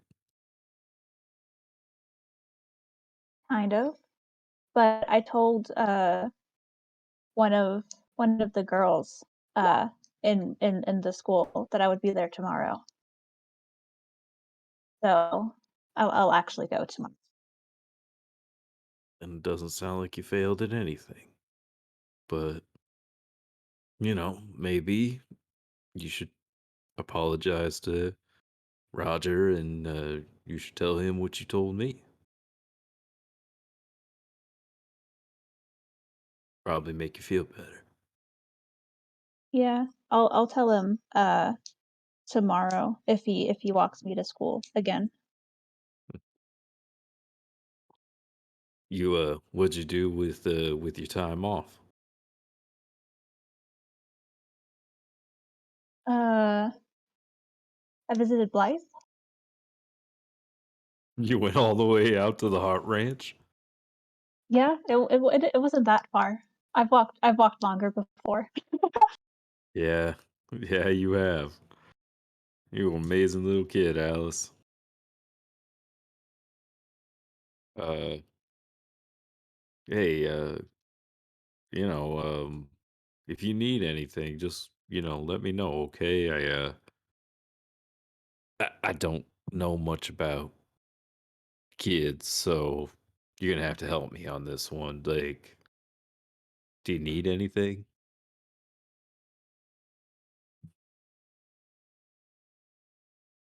I might need more clothes because this is the only dress I have. Oh, oh yeah. We could do that. I hear, Mrs. Higgum. She makes dresses for the little girls in town. We could have her make you a dress or two. Sounds good. Uh, how much would that be? Like, how much gold would that be? Why don't you let me worry about that? You got a birthday? Like when's your birthday? Um, I don't know. We didn't really do birthdays at home. Mhm. Well, what do you got like a favorite time of the year? You got a favorite like or day, out of the year that like matters to you? Mm, I like the winter because the snow is really nice. Mm, Well, it's winter right now. Why don't we get you a birthday present? So don't you worry about it. How much it costs?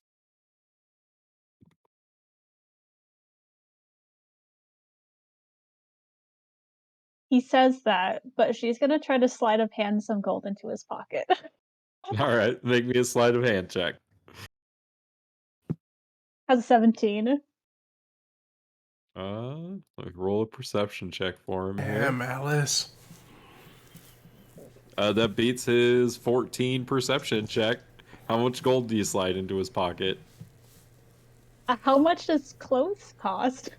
Like a gold piece or two. Like they're not very expensive. Like it depends, right? Like the Although nicer she, the fabric and stuff like that, the more it's gonna cost. yeah, but she wouldn't quite like know that, would she? Not really. It's not her forte. She spent some time with Roger. Roger's talked about textiles and things with her. How much things cost though? No, but She's about gonna, things in general. I don't know, she'll probably overestimate. She's gonna put like 10 gold in his pocket. Okay. Go ahead and mark that off. But hey, I just want you to know that I think that you're really brave and I'm happy that, you're letting me and the others, like look out for you.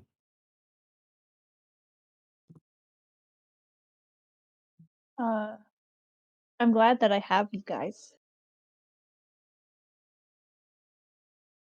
Because I learned from like walking from the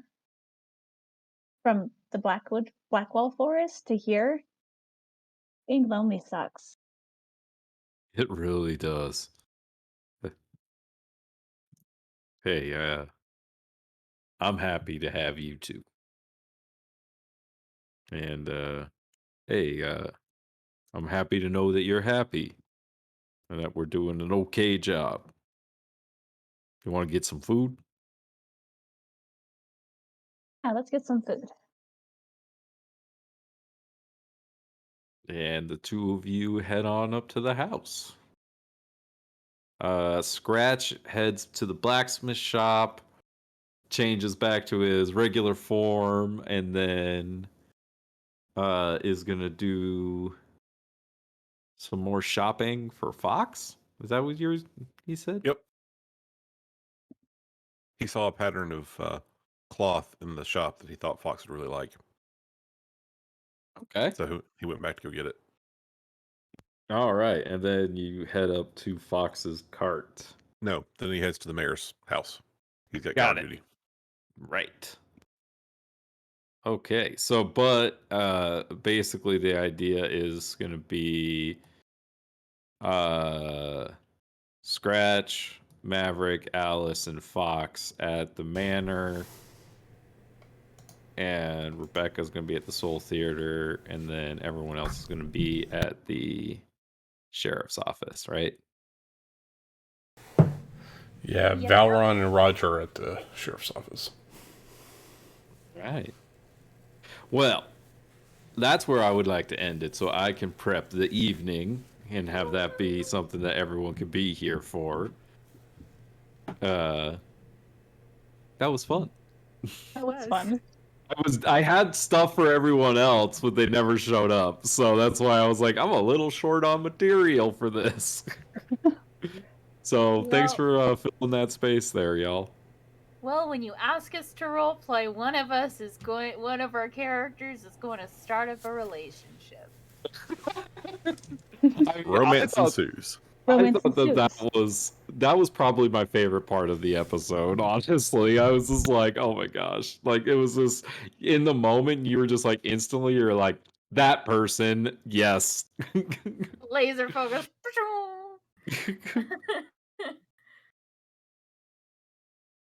But that was a lot of fun. Good job, guys. I think Daniel Webster may have to become a recurring character. Oh, for sure. For as long as the campaign is going on.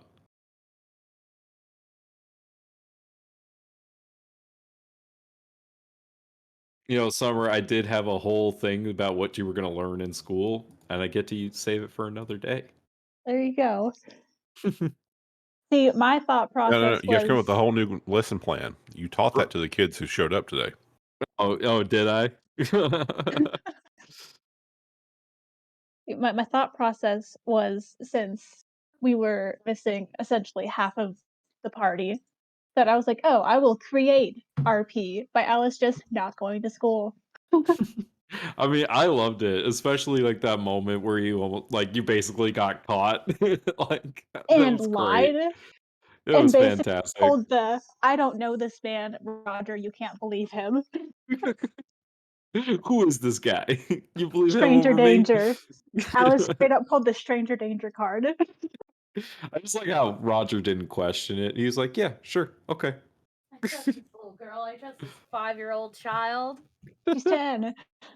She's 5. She's 10.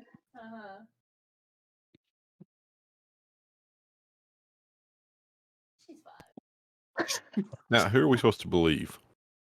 We're supposed to believe the lady who is perfect on names and locations and memories, Oh yeah. or the little girl about how old you are. A little girl will take out your kneecaps. Because her hands. You're wearing metal armor, right? Oh damn. Oh wow, what a coincidence. I have a very good spell against metal armor. Oh wait, me? Scratch. Scratch. Oh. She'll duke it out with Scratch. She'll throw. Actually, of everybody, Alice is the most well equipped to fight a werewolf. Am I? Yeah, you have Moonbeam. Oh shit, yeah. And technically, I wear studded leather armor, so it has Oh. like a couple of metal pieces, but I thought you had metal armor on for some reason. just people keep envisioning me as Iron Man. It's true. It's the picture. Yeah, it's the picture.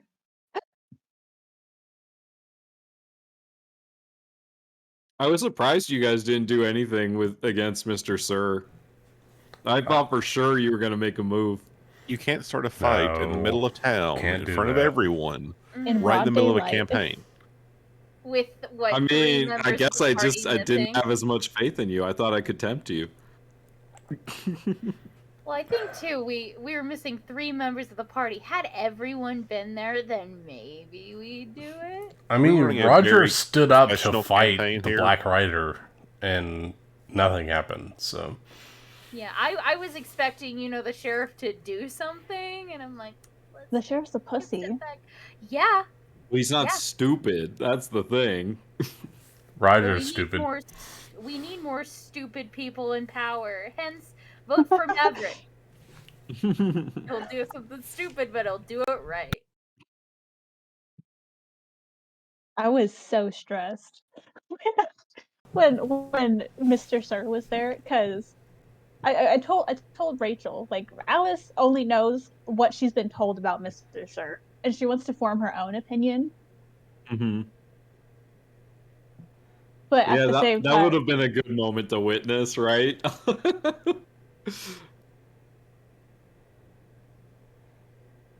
because I feel like Mr. Sir and definitely the Black Rider would definitely be some people that she would actually be scared of, and she's not scared of much. It's possible. I So, mean, I'm pretty sure Rebecca almost shit her pants. no, I think she's. I think she's. No. No. Another advantage to skirts. People get to see that I shit my pants. I'd like to keep that a secret. That's why you wear armor under your clothes, duh. Mhm. Be smart, like Alice, who wears leather armor under her dress at all times. No, but I really wish I could have asked Roger to maybe, like, hold her by her armpits and, like, maybe bring her eye level to Mr. Sir.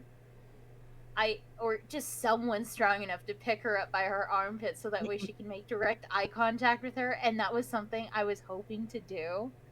Just never got around to it. And also the Black Rider was there and it didn't seem appropriate. But Mr. Sir's 6'3"? Yeah, he's really tall. Yeah. Damn it. How tall is Maverick? Maverick's not very tall. He's like 5'7". Damn He's it. kind of a short dude. Okay, well, at least he's not looking down on people. He's a man of the people. He looks them in the eye, unlike Mr. Sir, who looks down. Boom. There we go. Boom.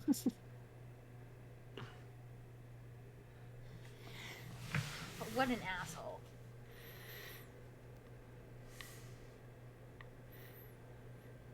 Will we know how well the campaign is doing?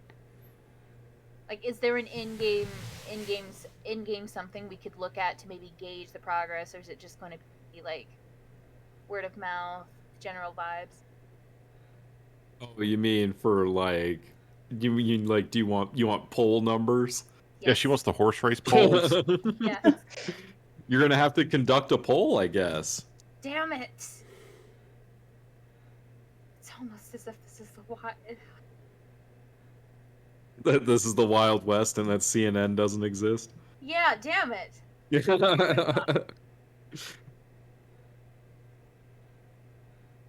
I mean, your candidate only got into the race a day ago, 2 days ago. How long has Mr. Sir been throwing his hat into the ring? Oh, you don't know. You were out of town. So at least a week. Mayor's only been dead like 2 weeks. Yeah. It Yeah. hasn't been very long. He is still warm. Ugh. I hope he's not still warm. We buried him. Oh, fuck. The barrel of the gun that shot him is still warm. Probably because the owner has killed other people in the meantime. You don't know that. I don't know, man's shady. Yeah. And a murderer, so. Who'd he kill? I mean, you guys really shouldn't be judging murderers in this group. I think we can. We haven't killed anyone. Alice has only killed in self-defense. Oh, I've killed a lot of people. Scratch is a murderer. Roger's a murderer. Roger Balron's a self-defense. murderer. Thank you very much. Let's spice it up. Scratch was a soldier. There we Hey, go. fine. Balron's a murderer. Yeah, but Valrun killed in self-defense. This wasn't cold-blooded murder. We all had reasons for murdering people. Well, what do we call it when he killed Blythe? That was just unfortunate. That wasn't That wasn't murder. That was an accident. What's the thing I meant to ask? That was That was manslaughter in negligence. the third degree. Yeah, it was negligence. What, Nick? No, it's not negligence. I don't know. Is Yeah, there anywhere in town that Alice could get a hold of books about magic, or probably not? No, Not in Amarillo. Not in Amarillo. Not even like at the church, which I know that's a stretch, but like. I mean, they would have books on like religion and like maybe like some clerical magic, maybe, but odds aren't great. What, you mean the church isn't going to have books on druidism? No, come on. Not the Church of the Sovereign Host. I mean, And definitely not the type of cleric magic that she's looking for. No, not that powerful. I feel like that's a bit sacrilegious. I mean, druids were like famously, rigorous about publishing their works. Right? Like everyone read that book. The fact that The book. book. You can be a druid too. Right. Which was the follow-up to the really successful You Can Be a Druid. Yeah, Druids for Dummies. That's my favorite. See, that one, it was weird. They just condensed it down. They left out so much good stuff. They only touched on super basic druidic circles, not even the fun ones. Yeah. Right? It's like there's nothing in there but the Circle of the Sands. I mean, come on. It's like all Circle of the Moon. And you get a little bit of like Circle of the Wild.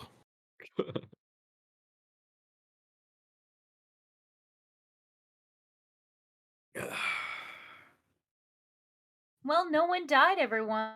Pat yourselves on the back. Next session, though. Ho ho. Yeah, next session when you have your date, there could be death. We don't know. Yeah, it could be the death of Rebecca's social life and others. And her love life. Yeah, I'm getting those strong vibes, the way that how everything's been working, it just seems like a really high point of this character, and oh, and she's gay too. She's You up do have to cook. I don't think. Does Rebecca know how to make food? I don't know. We'll find out. Or is Rebecca going to start her first date off with a lie and say she cooked something that someone else cooked for her? Mm-hmm. I mean, come on. If this were a romantic comedy, that's what you do. If this is a Disney movie, I'd be a fucking prince. I'd back myself a princess, and I'd have a genie. So, I mean, come on, lies start great relationships.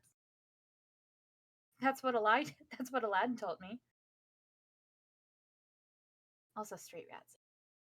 And Mulan. Yeah. Oh yes, and Mulan, yes. Well, lying. She saved China, though. She saved China. That's not. Yeah, we're just saying, lying result that gets great results, according to Disney. Unless you're Blythe Langley, lying does not get good results. No. According to Disney, another great way to pick up women is go find someone who's sleeping and go kiss her. Yeah. Does a boring clerical job count? I don't know. I guess you could walk in there and kiss her and find out. Right.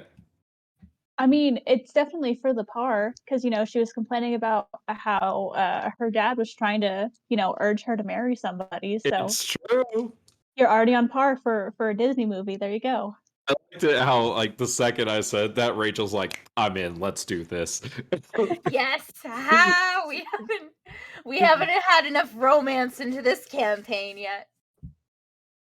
Yeah, I'd all just your like to loved point ones out. I mean, I know we were going for this because this one was going to be more RP based, but we have two very divergent versions of D&D going now. What do you mean? I mean, we have like we're constantly fighting the big, huge creatures and trying to save the world from our own demons. And then we're running elections in a small town. Yep. We have an actual child, and she just did school. Yep. Well, keep in mind though, we are still if this was an RPG, we are still at the hey, go save grandma's cat. We're not at hey, let's go kill God. So I mean, you guys went to another plane of, you went to another dimension basically, and And yeah, we but didn't kill anybody. And we had 0 fights. well, we had one no, fight, there was a No, fight. we had one fight. and You we guys didn't won. pick any fights. I had with 0 anyone. fights. Yeah, you guys Thank didn't pick any God. fights in that one. Mhm. You could And- have. You could have fought the bear. You could have fought a bunch of things, but you chose You not could to. have, but Alice would have been disappointed. No, we can't disappoint the child. It's like Rafal disappointed, but worse. It's true. Oh yeah. Actually, at some point, we're going to have to disappoint the child just to teach her how real life works. Yeah. Life's Yeah, full of because that child disappointments. hasn't Yep. had enough Oh, yeah, doses she has- of real life. Yeah, She has see? no idea how it works. No idea. Exactly. It's like being orphaned and then losing your brother. Yeah, like her life has just been too good up to this point. It's Exactly. It has been fucking perfect. a walk in the park for her. Mm-hmm. First world So problems, easy. you know? Yeah. Just, Definitely. completely sheltered life. Mm-hmm. All right, guys. I'm going to call it a night. Yeah. Well, thanks for then. playing, everyone. Sorry that I didn't quite go the whole time, but I'm upset. it would have been a little easier if I had 3 other people here.